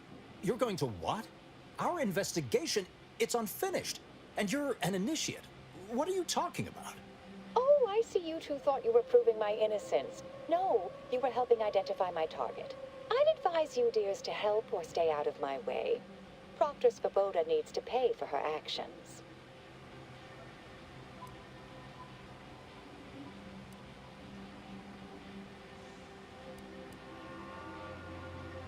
Yeah, the evidence didn't prove she was guilty, and you clearly aren't telling us everything. Yes, I concur.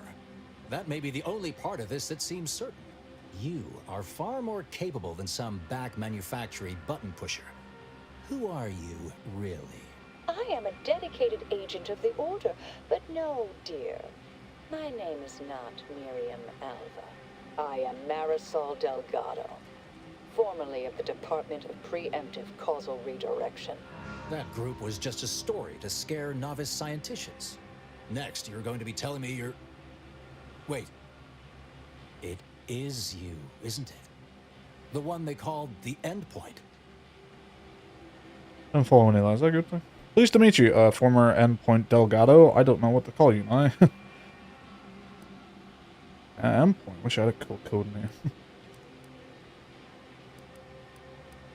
Pleased to meet you, former endpoint Delgado. Marisol's fine, thank you, dear.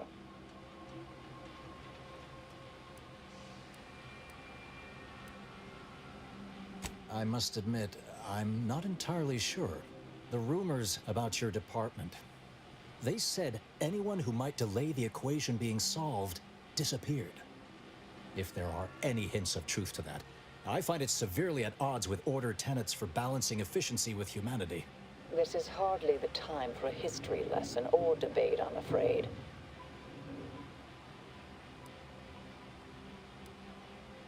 I arrived decades ago to lie low after a difficult assignment. More than that, I have nothing to speak on at present. That you are who you are, and are standing right, and have been here for years. It's all much to digest. I suspect your methods are not my own, nor the Order's, as I know it. And I fear your intentions for Proctor Svoboda.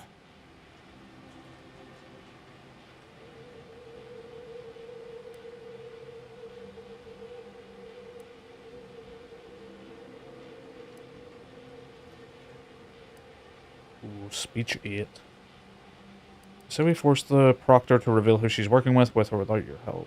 Realize you'll only get killed if you try to stop her, right? So do I, and I haven't seen enough proof to determine who is guilty or innocent here.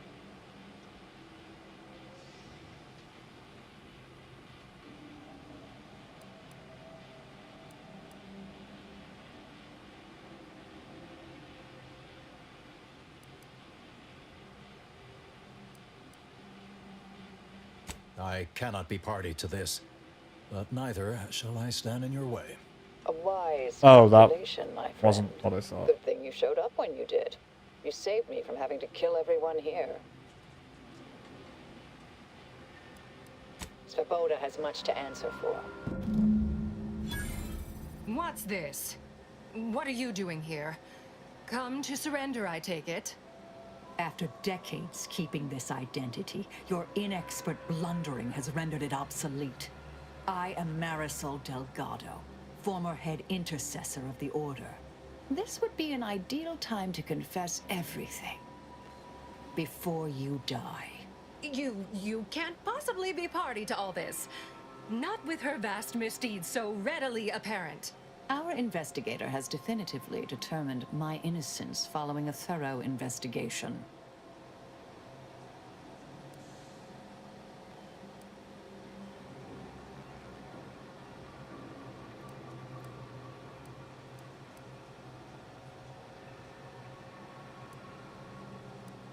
I don't know what you found, but any so-called evidence was likely laid there for someone to discover. By a party with years spent in hiding. This is all nothing more than a flagrant example of artifice and bunco. An elaborate song and dance from an admitted imposter. Enough, traitor. You made your play. You lost. No more deception. No more lies. Time to pay what is due. No, wait, Huh. Thus concludes a thoroughly distasteful business. Ah, you shot her right in the chest. Nice in there's anybody who'll be proud. Best search her office. Someone clearly was pulling her strings. It would have been nice to perform that search before there was a corpse in the room, but beggars and choosers.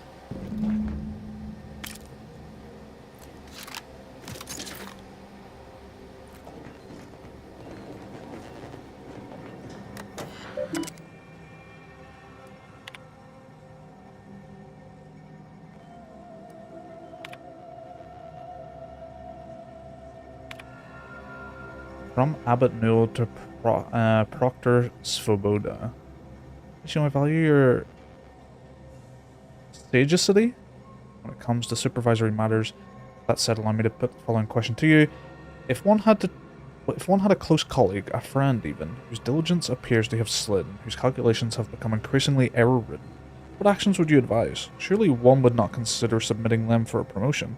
Speaking hypothetically, of course. I await your counsel. Have it new.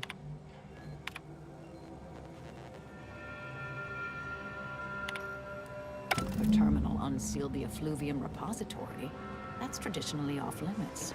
Ideal spot to hide something. We should take a look. You're following me.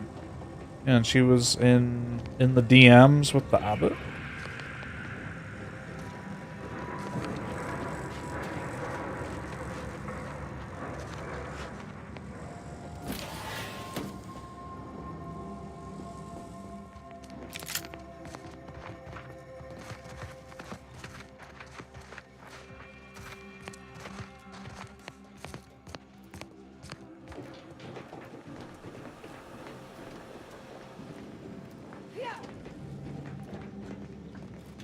Just practicing your judo there? What the fuck was that?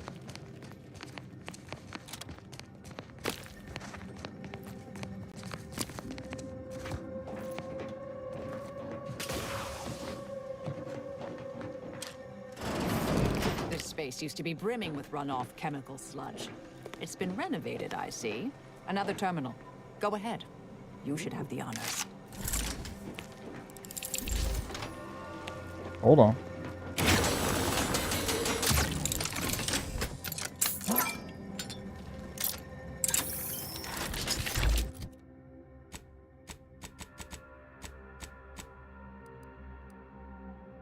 Poisons organic targets with Xyrinium, causing them to take progressively more damage from this weapon. Auto mechanicals will take no damage, instead will become overcharged, gaining speed and power.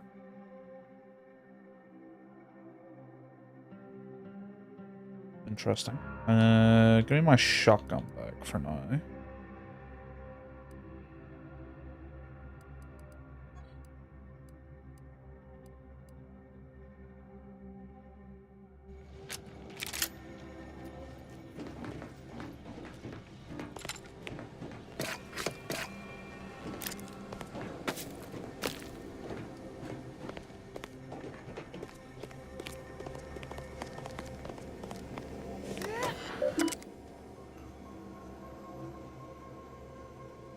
Orders. From not identified to unknown recipient, your orders. The attack on the outpost was meant to reignite active fighting between Anti-Cleo's Choice, not Anti-Cleo's, that's from the first game, and the Order. Instead, it has only resulted in an investigation of both localities that threatens to expose our plans. This is an unacceptable error on your part, and I expected better. Perhaps I should have entrusted this task to Lavino from the start. Cooperate with the Earth Director agent insofar as that it does not lead back to us. I know that further failure will meet with severe consequences. Contingency. In light of recent setbacks, De Vries has concluded that we are to pursue Contingency Plan A467. Further instructions will be issued at a time of my predetermining. The Proctor's efforts appear part of a larger scheme.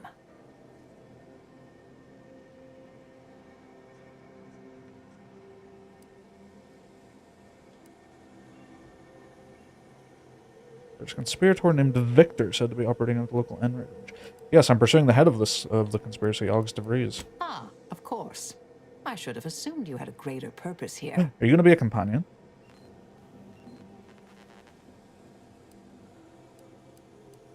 This whole affair reminded me of the old days.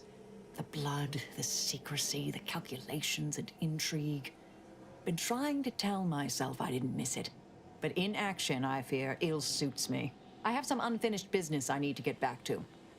I could use help from an operator like you. Believe my specific skills could benefit your efforts as well. I'd propose a strategic partnership. You help me, I help you. What do you say? Yeah. Help someone like you with mysterious unfinished business. How could I say no? Good, good. It's a little crowded here, though, isn't it? Miles, get the hell out of here. Sure, I could use a few ticks off my feet. Leg has been aching a bit. But hey, you need me, you know where to find me. And don't let that one stray outside your peripherals, if you take my meaning. Excellent. Well then, I am quite ready to leave this place. Interesting. Ought to keep moving, Commander.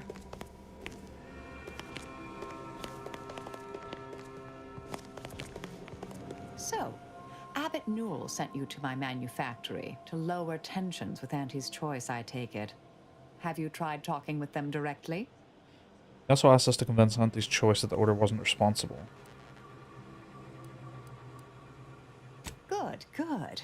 For a poor excuse for a scientician and something of a dandy, he isn't Something of a entirely poor at his dandy. job. The Order has been made out to be in the wrong here. It would be a shame for hostilities to reignite before we find out who's responsible.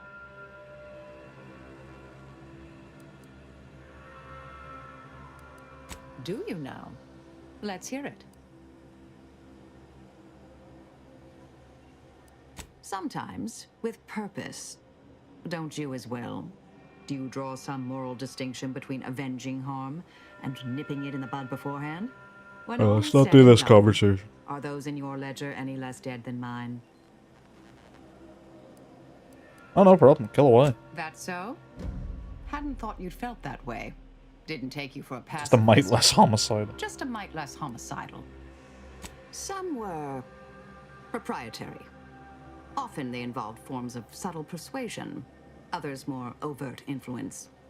Now and again, more direct means were required. May all our... So, 2 companions. Well, I suppose all 3 companions are now very much sided with one particular faction. Niles with the Earth, Inez with Auntie's Choice, and I'm Marisol with the Order.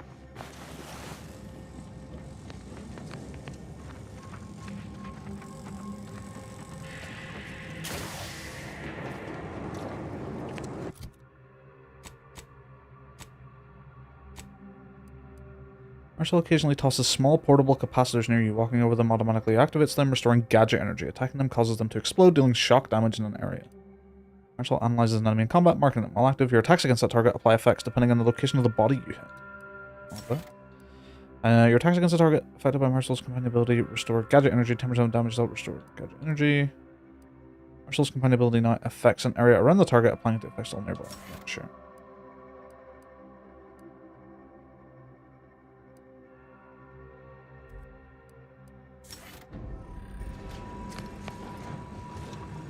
I realize you didn't receive the most welcome of receptions here.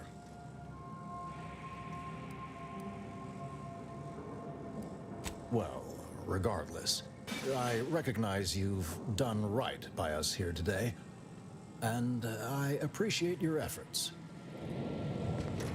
Oh.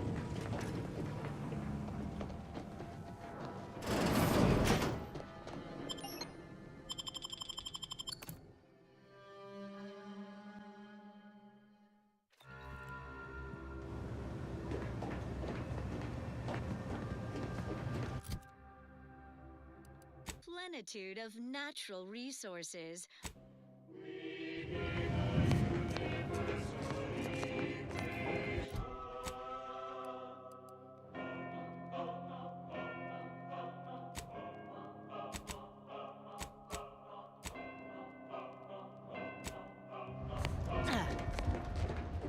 Alright, let's get over there and try to convince them that they weren't responsible.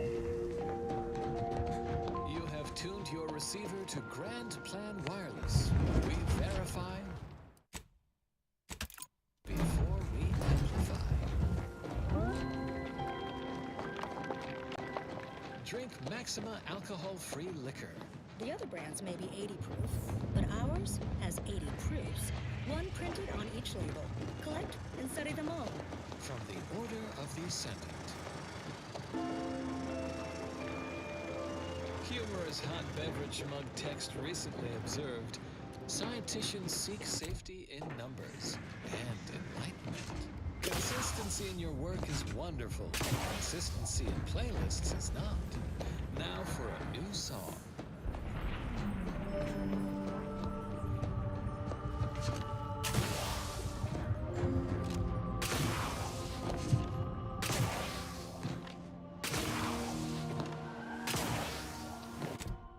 Where's the road? All right.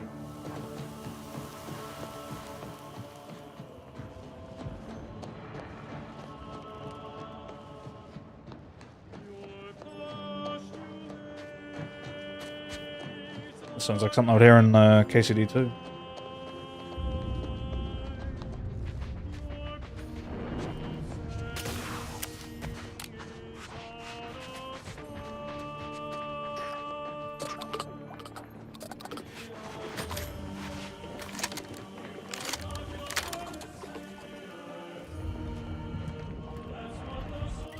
Let's use the funky new gun.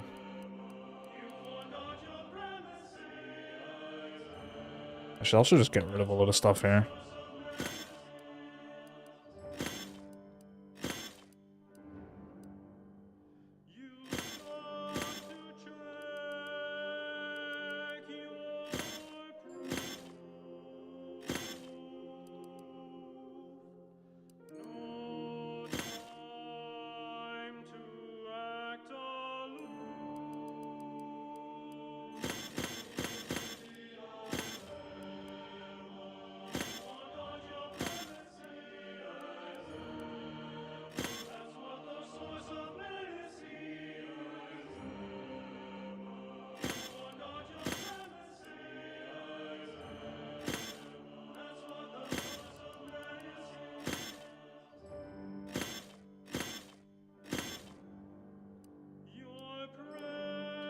Cool. Next time I go to sell, that'll all be gone.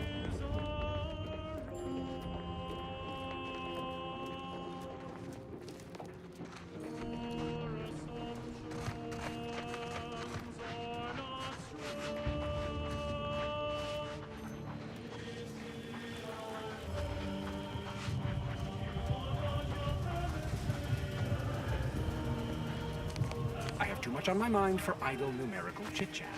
I think one of the medical people I'm looking for is around here. Mentioned something about trenches. No reason to reason with you.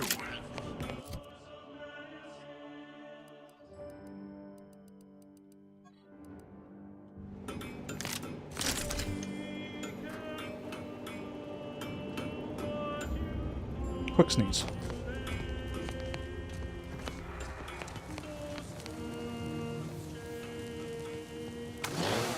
Quick sneeze again.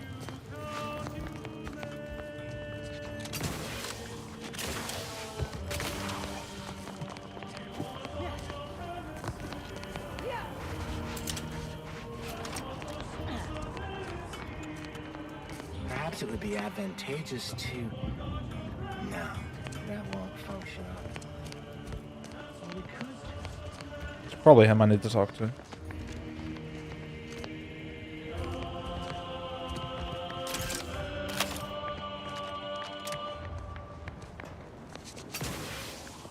Do you have a specific matter requiring discussion with me that cannot be postponed? I'm rather preoccupied at the moment. Regarding products researched and designed to increase energy, efficiency, creativity, and focus. That's not... Yes, your assessment is absolutely accurate. Making a final decision over what to prioritize in the construction of this trench, given my current resources, has been a substantially more difficult task than I first estimated. Of course, in due time, each fulfilling our prescribed role within the... Correct. In this case, standardized algorithms, which includes a Poisson distribution method. Poisson. Using the data we accrued from years of tracking the frequency of different attacks. Unfortunately, I find myself in the extremely unlikely and distressing position of having these algorithms inform me that every type of attack is exactly equally probable, and thus my dilemma. Many, unfortunately, Anti's human soldiery, raptidons, mantisaurs, scrappers, and even wild arachnids. In summary, many and varied.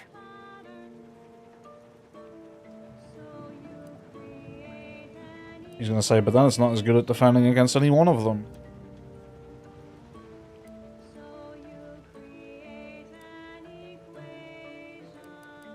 Alas, I lack the resources and time. I appreciate your input, though. Anti's forces have pushed us from our initial trench line into our fallback trench, thus making it the new primary trench. Despite the fact that we are currently holding back Auntie's forces at the new, more narrow front, this leaves us in the unenviable position of requiring a new fallback trench. That being said, we shouldn't need another trench line. Our analysis shows us that Auntie's simply lacks the resources to push through the current front line. However, there is a vanishingly slim chance that Auntie's has more resources in transit outside of the Arcadian system that we simply haven't accounted for yet. Okay. Just talking to a lot about trenches. Good trench talk.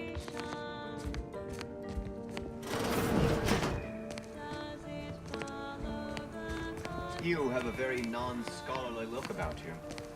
Hmm.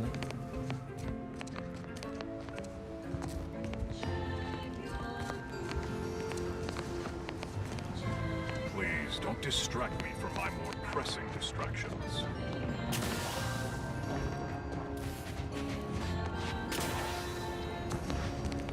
Bit of a wasteland out here.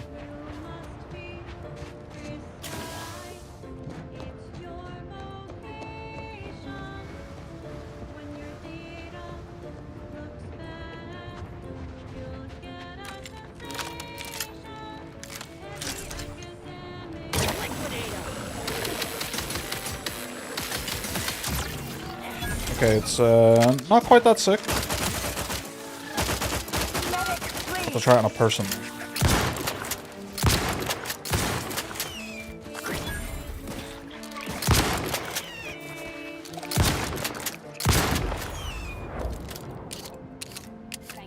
Not a good showing in your first fight.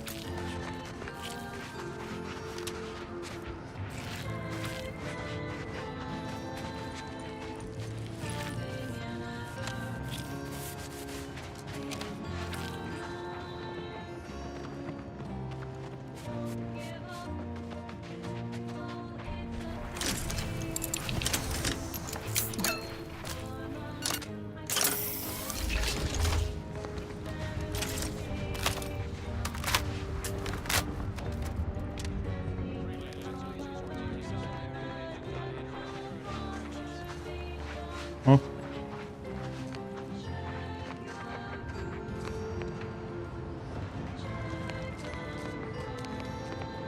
Oh yeah. Oh yeah, they fucked this place up good. It's still all the way over there.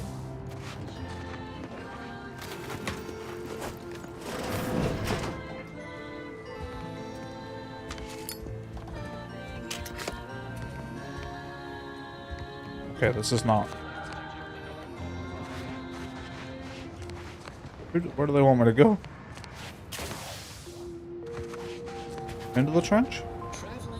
Alt, what is your destination? Leaving with that heading will bring you in direct contact with the forces of Auntie's choice. Alright, settle down. Alt, access to that area of this trench line has been restricted to authorized personnel only. It isn't safe, given the rift. To Golden Ridge. As foreseen, recent conflicts between the Protectorate, Auntie's Choice, and ourselves have resulted in... If you're here to help, then you should be aware that we've all been placed on standby. The odds of your survival are direct. The loss of Fort Endurance. Careful wandering the trenches there, stranger. Some board initiates might become confrontation. Effective sleep cycles per evening. But before you succumb to a sense of malaise that... This situation is untenable. We are prepared to fight mantisaurs or deal with data points. Our This is a big trench. enemy incursion should they attack again. I hope you aren't being transferred here, unless you enjoy the fine art of inventorying the entirety of this. That Manosaur was at least 4 meters tall. I've been Now, tasked probably with closer to 3 inches. So do we. Our work continues. In closing, a potentially incongruent word of advice. Invariably... Impressive. Their personalized order prediction must have been quite favorable to inspire such confidence.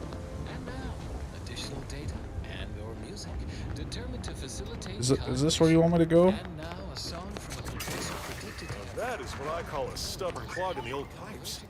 You're gonna Oh, have you're to the hold guy. it in, friend. Privy's out of order. Never fear.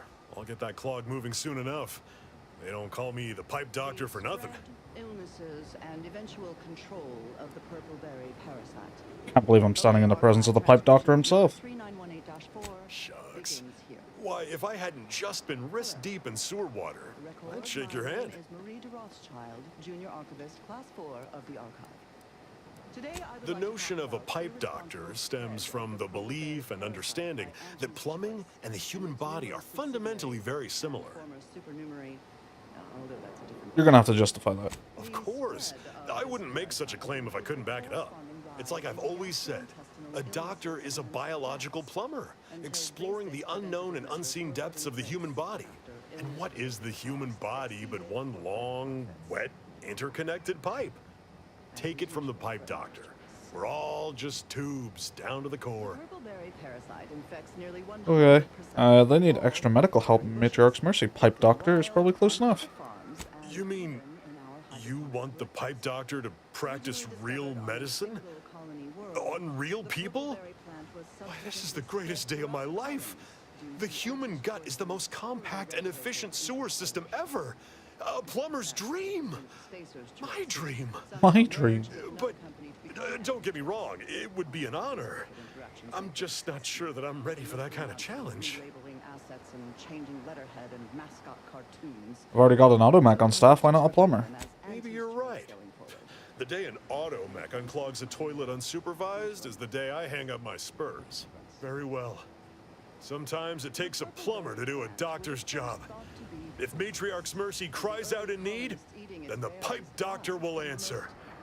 See you there, friend. This documentarian has ever witnessed in a rare Auntie's Choice lab recording in our archive, which we acquired from a corporate defector to the Protectorate before our I do not believe you have clearance to be here. Interactions with our Protectorate allies. But again, I digress. Belated testing by Auntie's Choice's unlettered scientists showed that the berries were not poisonous at all. Instead, they were infected with a microscopic parasite, the purpleberry parasite, or PBP, as it is colloquially called in Auntie's Choice's records. More specifically, the PBP. I want to find whoever made that announcement. Of an infected plant, where these eggs have been subdermally injected by the second stage of the parasite. But I am getting ahead of myself. Let's examine the PBP life cycle in detail. After an infected berry is eaten by a host, the microscopic eggs inside the berries are exposed to the host's digestive enzymes, which trigger their hatching. These parasites enter their second stage, as spiky, worm-like creatures with outsized, pincer-like mandibles, which then proceed to feed on the host directly, ingesting tissue and blood along the entire intestinal tract. These worms are eventually expelled when they reach a size of approximately 2 centimeters in length, and they then seek out nearby purpleberry plants to lay their eggs in the ripening purpleberries. And I should add that the plants are well fertilized in this entire process. Also, as the expelled contents contain undigested purpleberry seeds, the distribution of the plants is increased, helping infected purpleberry plants to spread Factor Albrecht. I'm grateful that the architect has provided for us the advanced mathematical formula required to calibrate artillery and anti-air weapons to such a degree that Auntie's Choice forces have no chance to break through our lines, and yet being required to fall back and allow those barbarians into such close proximity with the monastery is galling. To even contemplate the chances of a stray artillery shell striking such an august place of high learning makes my blood boil, not to mention the terrible blow to morale it would cause. Scientists managed to ascertain any subsequent safeguards at all. After some additional casualties, plodding Auntie's Choice field researchers discovered that co-native planetary fauna The hell is that? was adapted to the parasite and hardly affected by it to any large amount. But human partners, armed and ready. The worms disrupted the human internal biome to such a degree that the eventual correspondingly large back to stand explosive diarrhea.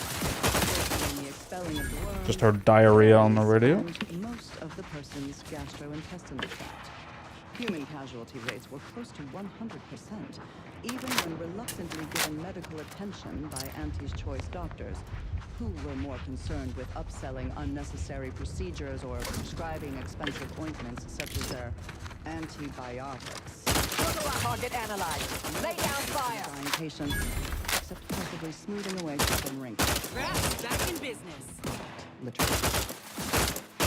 However, given the purple berry's non-zero nutritional value and low growing costs, impatient Auntie's Choice administration officials directly Jeez. allowed to Range on you. remove the parasite from the berry. A variety of Taking the fight out of them. Torpification in progress. Oh. So these methods were deemed non-cost effective and rejected out of hand. The anthrax found not in It's alright. lab, It's not but fun though, in you know. a It's not that history book. fun. Specifically, a history text on Saltuna, a crossbreed of two different earth fish species called salmon and tuna, was found that contained Where reference is to my backside nematodes or nematodes? with an estimated 70 to 90% God of all dang salmon being nematodes. infected by these parasites. More importantly, the text contained the solution to eradicating these parasites. Where The is simple and my... obvious, yet untried, act of freezing the salmon meat killed the Oh, it's here. embedded Let's just parasites. that one up. A Well, that quick took me so test long to showed find. The same procedure worked on PVP eggs, although without quite 100% effectiveness.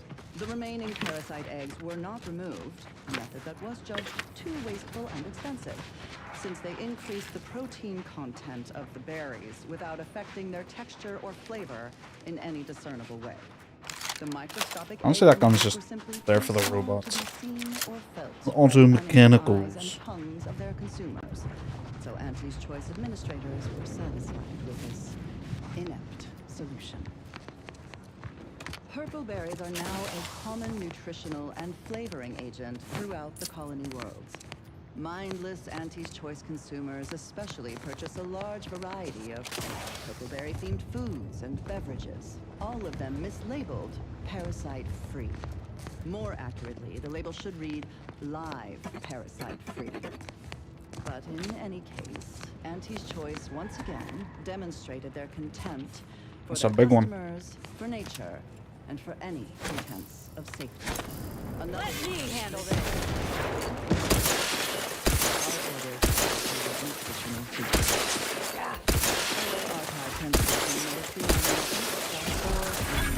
Oh, shit. I have a fix on their weaknesses. Miss me, you get the claw. My claws always grab. Verifying before we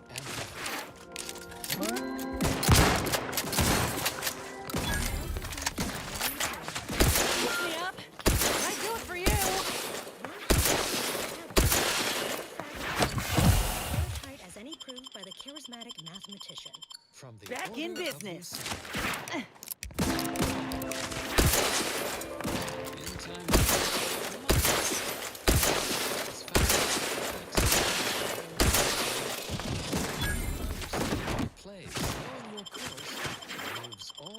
Thank you, dear. Did that big one like jump up on us? Where is it? It's down there. Oop.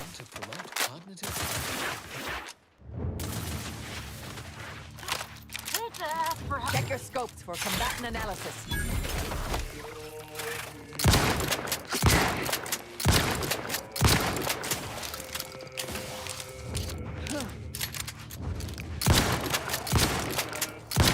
Adversary vulnerability amplificator is mitigating the threat, locking them down.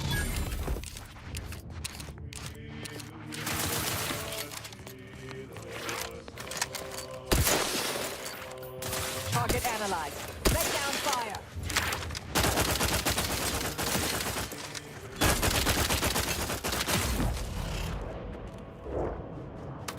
Back in business.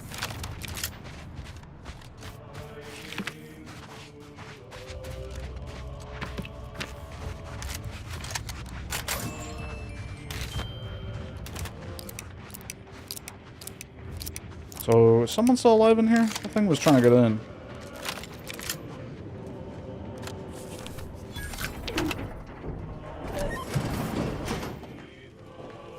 No. Ooh.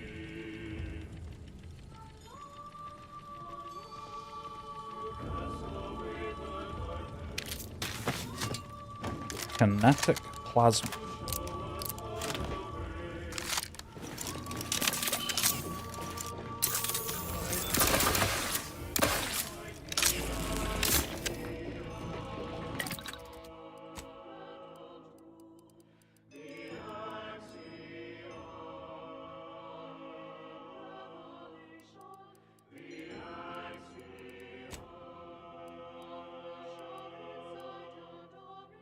What's the assault rifle use?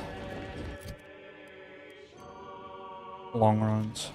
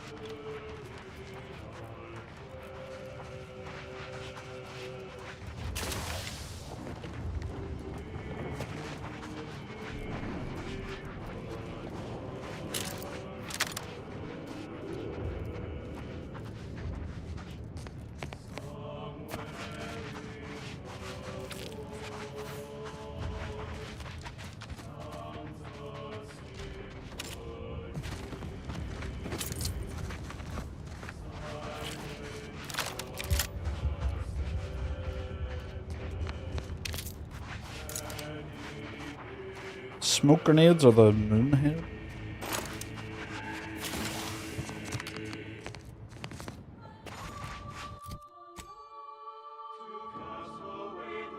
Alright, let's go back. I want to approach from along the trench. Or from the trench road.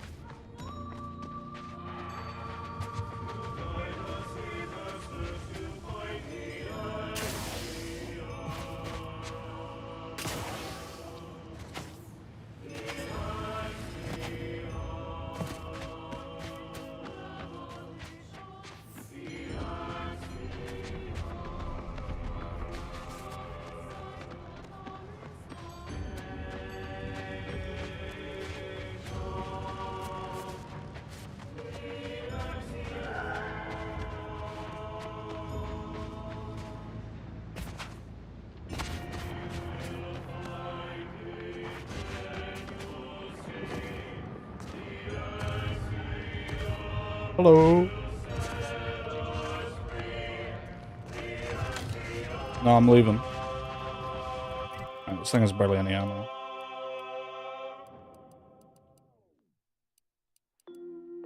I'll put this on it. You are listening to Grand Plan Wireless, Arcadia's voice of reason. Until we in the Order solve the universal equation, we won't have all the answers, but for now, Vicar Magsasai has most of them. Go on, ask a vicar. A listener asks, how does prediction work? Well, I don't have the intricacies are much too complex for the layperson. I don't have the discoverability for the mines here. Satisfying answer. Trust Vicar Magsasai. It's kind of spooky. It actually makes me not want to go in there. That even the shallowest minded among you might absorb. Always happy to illuminate. We start with a person's life equation, as determined from the extensive questionnaire they filled out at the nearest predictory. Then, we perform a standard surface integration of the equation, leading, of course, to the production of an undetermined constant. But by using a single data point from the life event list, we can assign a value to that constant.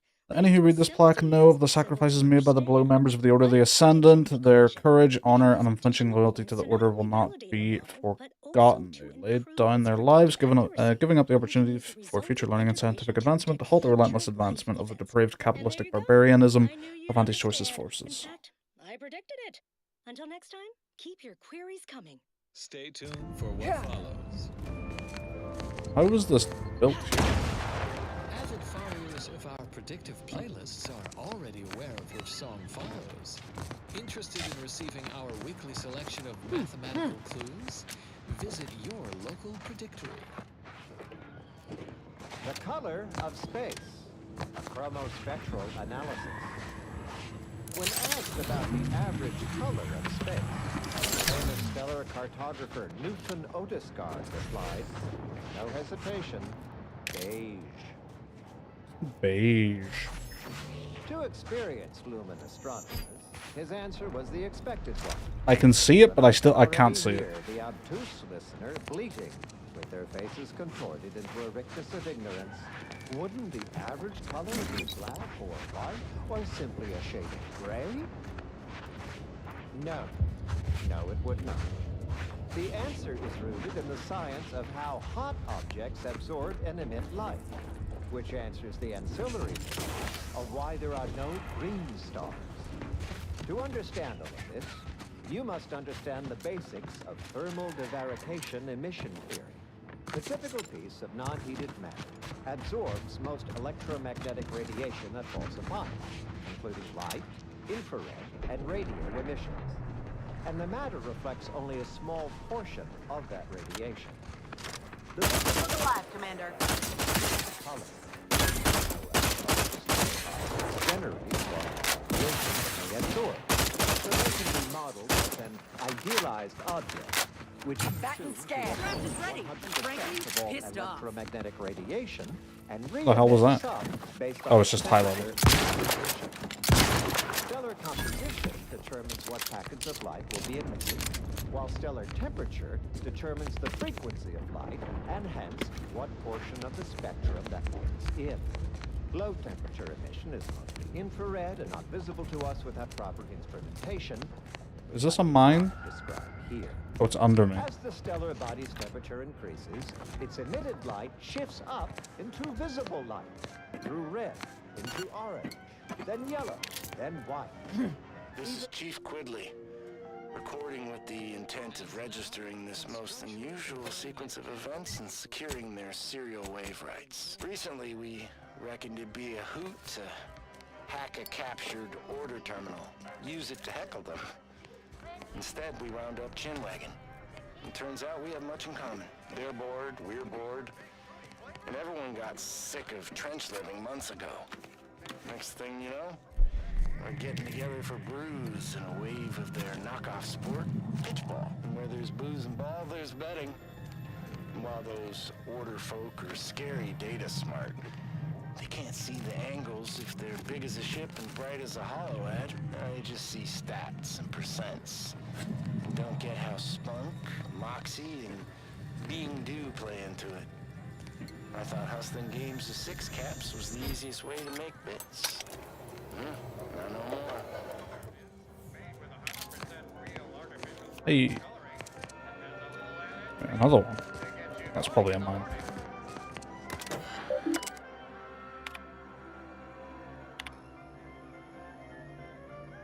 From unknown. Aren't you a clever little crabble to use the decommissioned machines we abandoned to message us? I can't imagine what you could possibly say that may be of interest, but I imagine there's nothing lost in corresponding.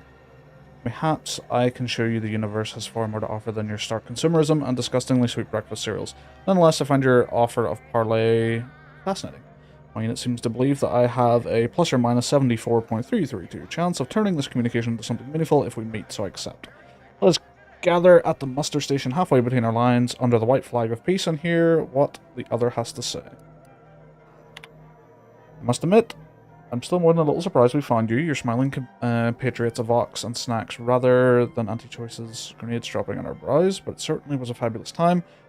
I must also admit the speed at which you absorbed Pitchball's rules was darned impressive. I understand that its resemblance to your native tossball is significant, but you mastered the new information with a startling aplomb. I certainly hope we do it again for the finals. So as long as the brass keeps saying we're locked in a Cold War, we may as well enjoy our times on the tundra. Next time I'll bring the ale, I know a guy.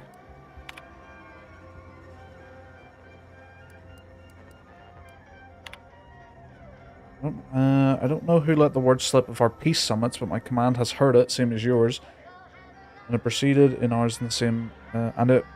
proceeded in ours the same measured reasonable level of understanding it produced in yours. Produced, why did I say proceeded? Produced in ours the same measured reasonable level of understanding it produced in yours. I'm told if I fail to murder you the next time we meet, I'm I'm to be drug in front of a firing squad. Perhaps we should skip the finals this year and let things blow over. A shame, really, after watching the Sovereigns sluggers fail to finish at the top of the league, which I must admit give me the same wry, uncivilized joy it brings you. If I'm not careful, soon you'll have me cussing like a dock worker and abandoning the universal equation for the promise of sweeter breakfast cereal. I'll reach out again around the league premiere next year after this foolishness has died down. Some World War One at Christmas vibes there.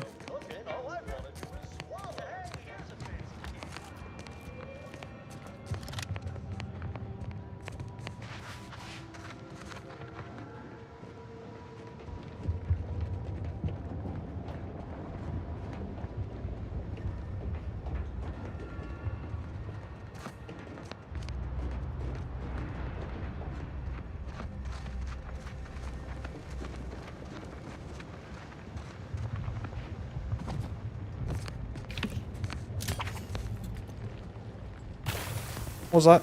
What's happening? I stood in a tripwire, did I?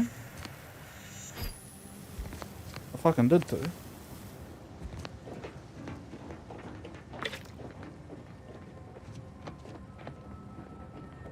I'm taking cover! Someone else take the shot! Earn my commission.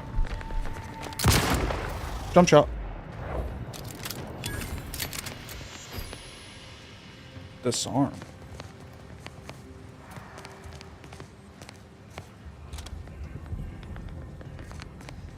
Hope you appreciated how I bit my tongue back there with the abbot.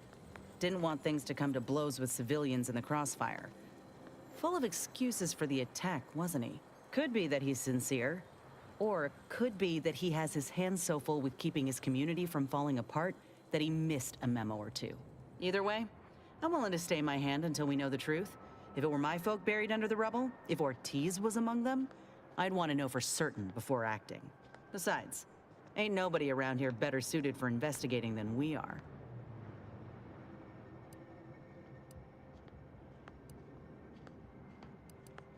I prefer doing my shooting after asking all the pertinent questions, Commander. While we're at it playing detective, we need to scope out opportunity. If there are any survivors, we ought to help, however we're able. I can only hope they had warning enough to run for cover. If they didn't, well, there's only so much basic training can prepare you for.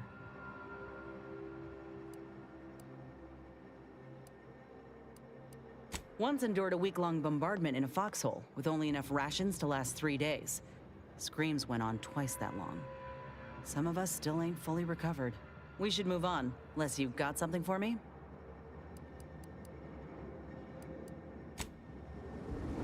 Not entirely surprised I had to abandon my cover identity earlier. Knew there was a risk if I took action. But when the attack on the outpost opportunity occurred, I had no choice. I do so hope you'll forgive my thoroughly convincing deception, dear. We prevented the war from breaking out again, so I guess I'll let it pass. Think you'll ever miss being Miriam Alva? Not really, no. Innocent and unobtrusive never truly came natural to me. May all... Fire! Are we firing it? Feel like a rube believing all the aether wave chatter about how... Someone left for a healing solution inside the auto dock that would be useful. About how quick, easy, and profitable this would be. I'm all tuckered out. I'm all tuckered out. Oh, this place is fucked. I got set up quick, man.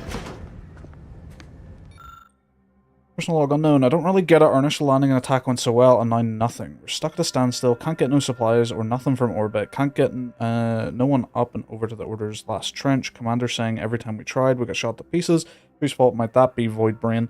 Sitting here watching a whole lot of nothing happen, knowing that friends and other fronts are making bits hand over fist, has me regretting transferring to this area. I think it's time for our useless commander to have an accident. I could handle this better than him. Wow. This is a trap? Did you just come through an active war zone? Your puzzler screwed on crooked? Careful. Past this point is just mantisaurs infected with zeranium gas.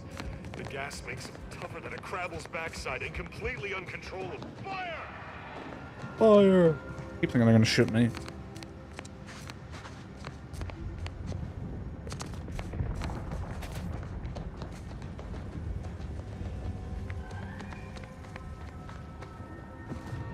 How's the scavenging out there?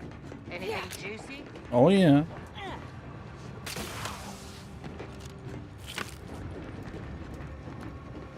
I got my trench gun. I'm in the trench. Looks like you're right.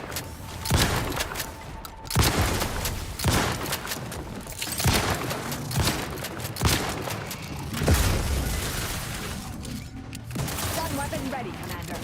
I have a fix on their weaknesses. Oh, this does protect against physical damage. Oh, huge.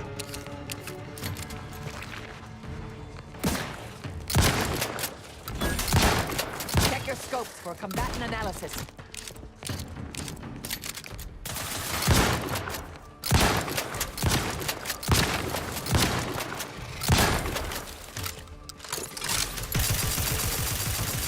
Adversary vulnerabilities identified. Oh, fuck, exploded. They're benumbed, mitigating the threat. Combatant scan.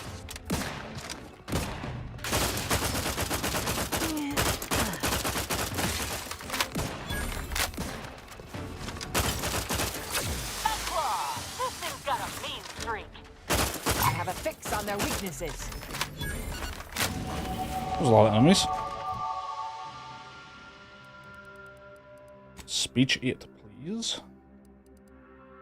We'll do lockpick up 1.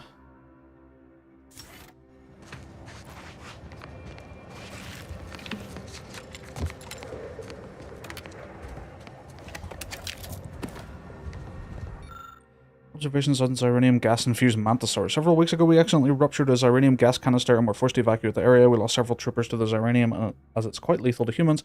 We also thought we'd lost an entire nest worth of Mantisaurs, but after managing to contain the leak, we found the Mantisaurs standing there as if nothing had happened. They were visibly discolored, but otherwise seemed unharmed. When their handlers went to check them for injuries, the handlers were immediately cut down. The rest of us fled.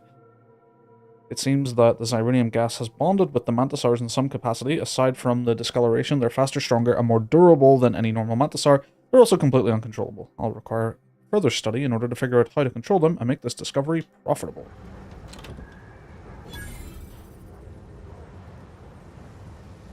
Interesting.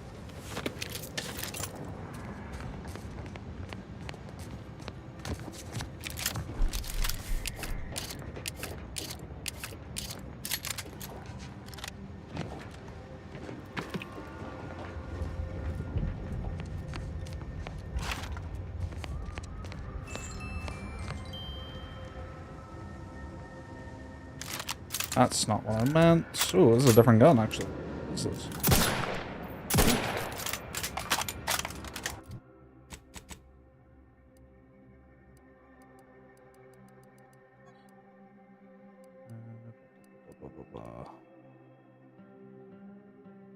Marksman rifle.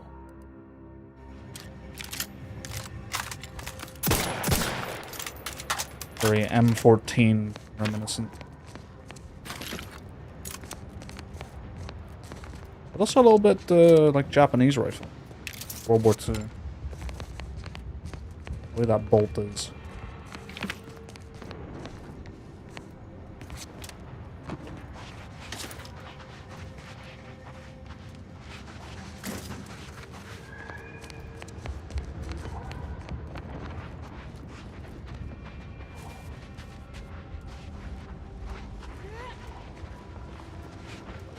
Alright, let's head into the main spot.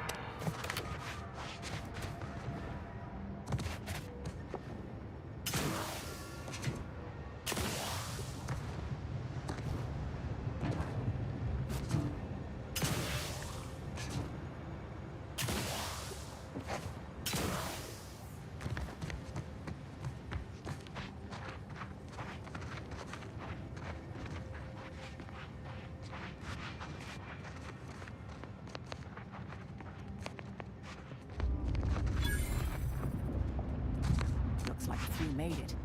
Probably could use some help.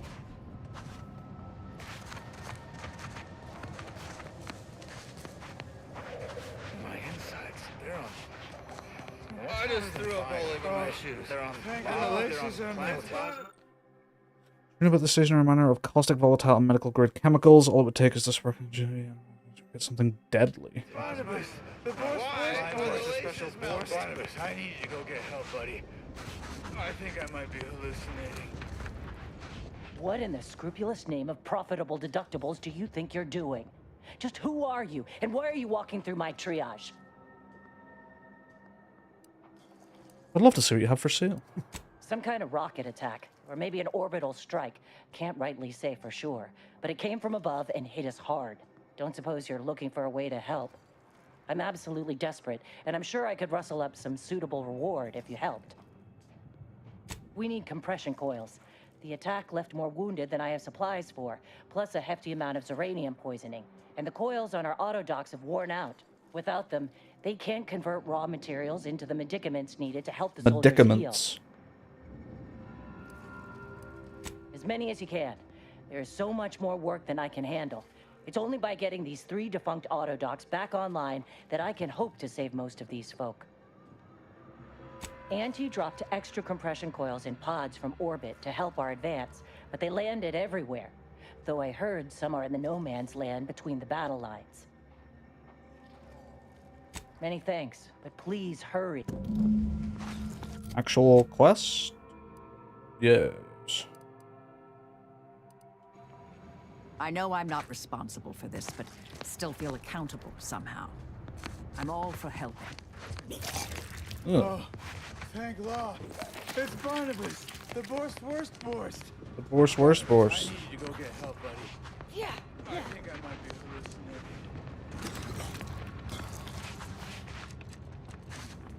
Enemy scrutinization officer. Sounds like it's gonna be a fun conversation. That blast give me a dunder? Or is some damn stranger walking into my area of operation right after we've been attacked? You all right, officer? We saw the impact and got over here fast as we could. If there's anything we can... We can do to part you from your bits while you're desperate? Yeah, I know your type. You go private, but then lurk in the shadows like manta wasps looking to prey on easy marks. You got any reason I oughtn't have you shot? The order sent me to help as a gesture of goodwill. They didn't attack you. Careful, the order didn't do this, but I can make sure they do the next one. I'm gonna direct our agent. When we see catastrophe, we must lend aid. The order sent me to help as a gesture of goodwill. They didn't attack you. Yeah? And what exactly makes you so sure of that? Because the order Abbott sent me as an emissary to convince you. Honestly, I'm not. But the emissary Abbott asked me to come and he seemed very sincere. Because they're paying me to tell you so. Honestly, the Auntie's Choice people might just hear that and be like, oh, okay. Yeah. Money, yeah. So, because the order Abbott sent me as an emissary to convince you. Honestly, I'm not. Emissary. Well, I am sure. I'm, like, pretty sure. Like, 99%. Huh. Interesting. Did he say who he thinks did hit us? Not that it matters, I suppose. Not like we can muster a counterattack or anything. But even if I did believe you, so what?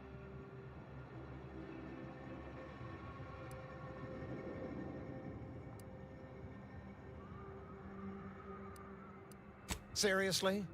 You expecting me to ring up Auntie and tell her, hello, Maven of all marketing? Just letting you know that this scrutinization officer says everything's hunky-dory. You've clearly been out in the Dorado sun for too long.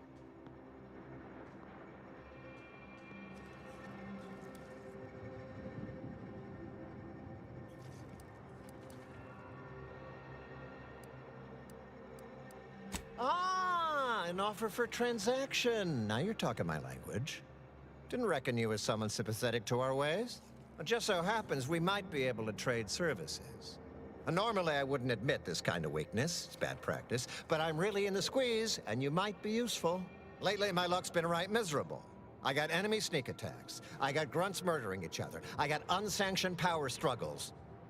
And it all risks reflecting badly on me. Well, who else should I be worried about? Do you have any idea how abysmal that's going to look on my next employment review?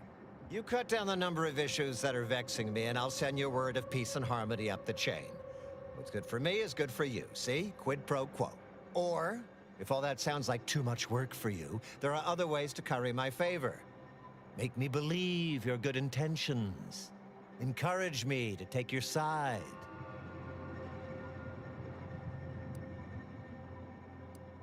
Just pay him. That bomb that hit us, it was filled with uranium. So not only did it kill us the good old-fashioned way, it also caused serious poisoning.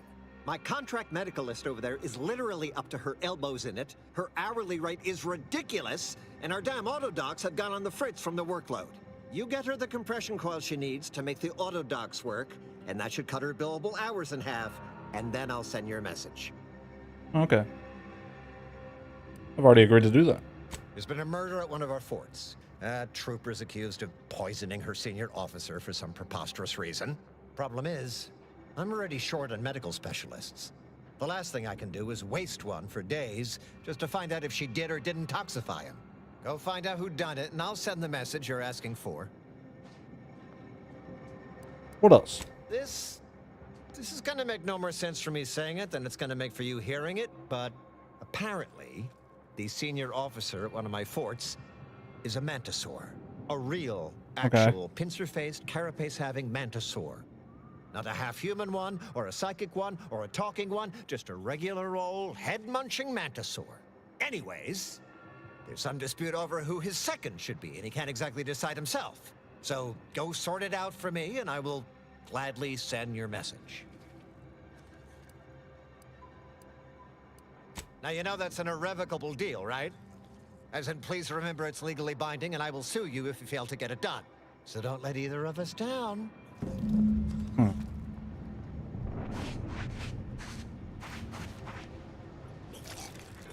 Help the mantisaur in charge.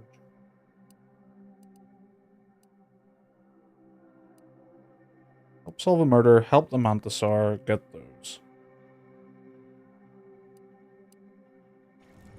I can certainly get the coils. That's an easy one.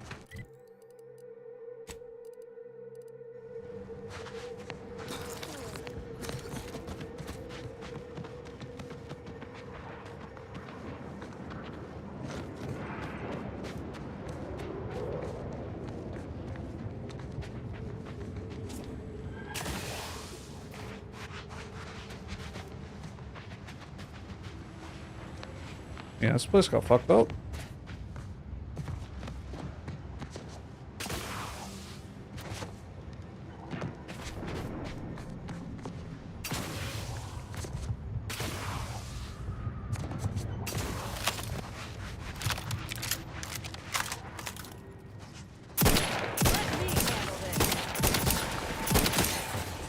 Target analyzed. Lay down fire. What was that I was just saying? Ah, mine.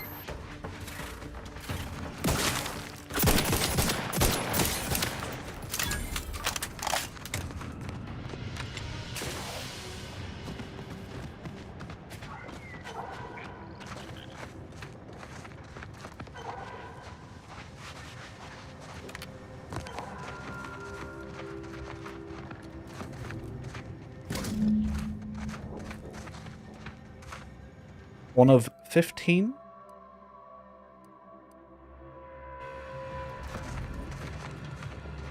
One of 15.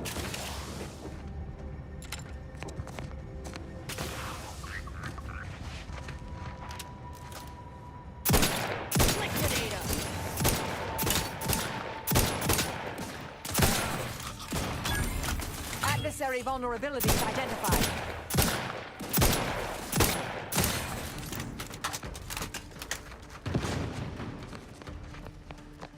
One of 15. To stupefy.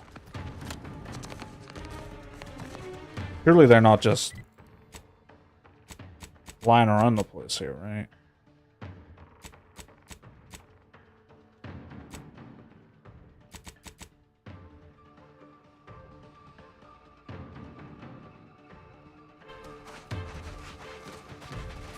I'm hoping these scrappers have, like, all of them. Definitely something they would do. It's a brawl. Turn to go. Motley help.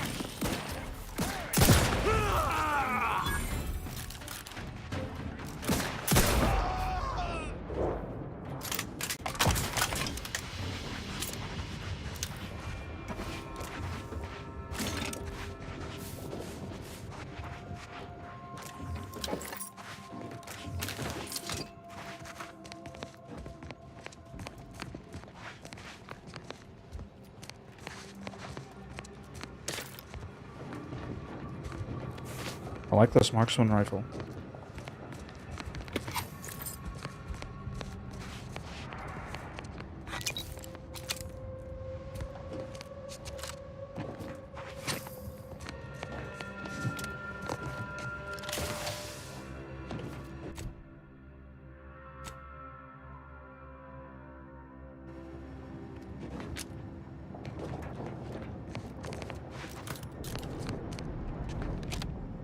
Oh, tripwire.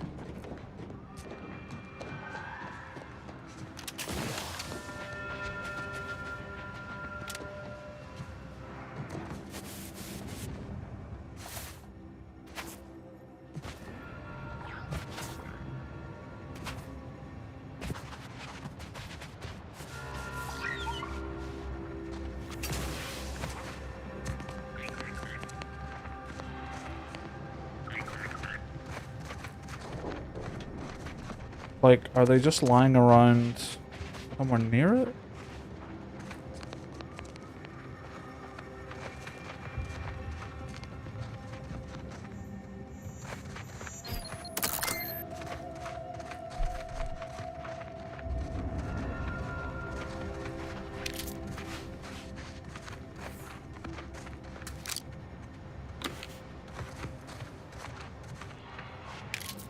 The fact that, like, none of these bodies have any either, it's fucked up.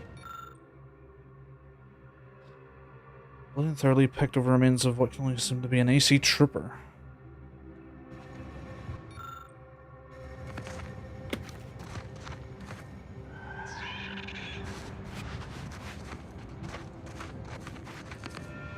Really, it doesn't mean just go back with this one.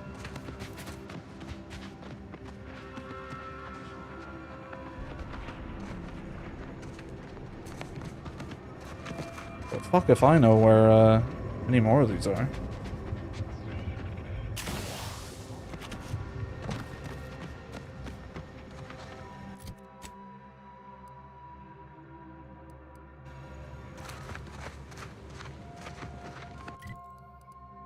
Fuck it, let's go see what happens.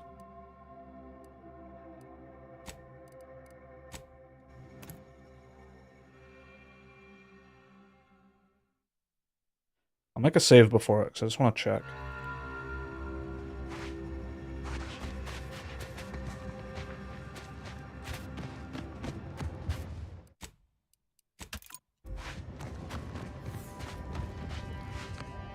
You're back. Please tell me you've had some luck in finding us. Lovely. It's a start. Thank you. Okay, so you can hand them in one by one. I really have to, yeah, just have to find like 15 of them just around. But they're small and they don't highlight until you get close. It's fucked up. Anyway, I'm going to leave it there. Oh, big stretch. I planned on streaming earlier, but yeah, you know how it is. Things happen. So got the stream in quite late today, which is why I'm not streaming any longer, really, so I'll just chill for the last few hours of the day. Yeah, we'll stream probably tomorrow, hopefully. See you then.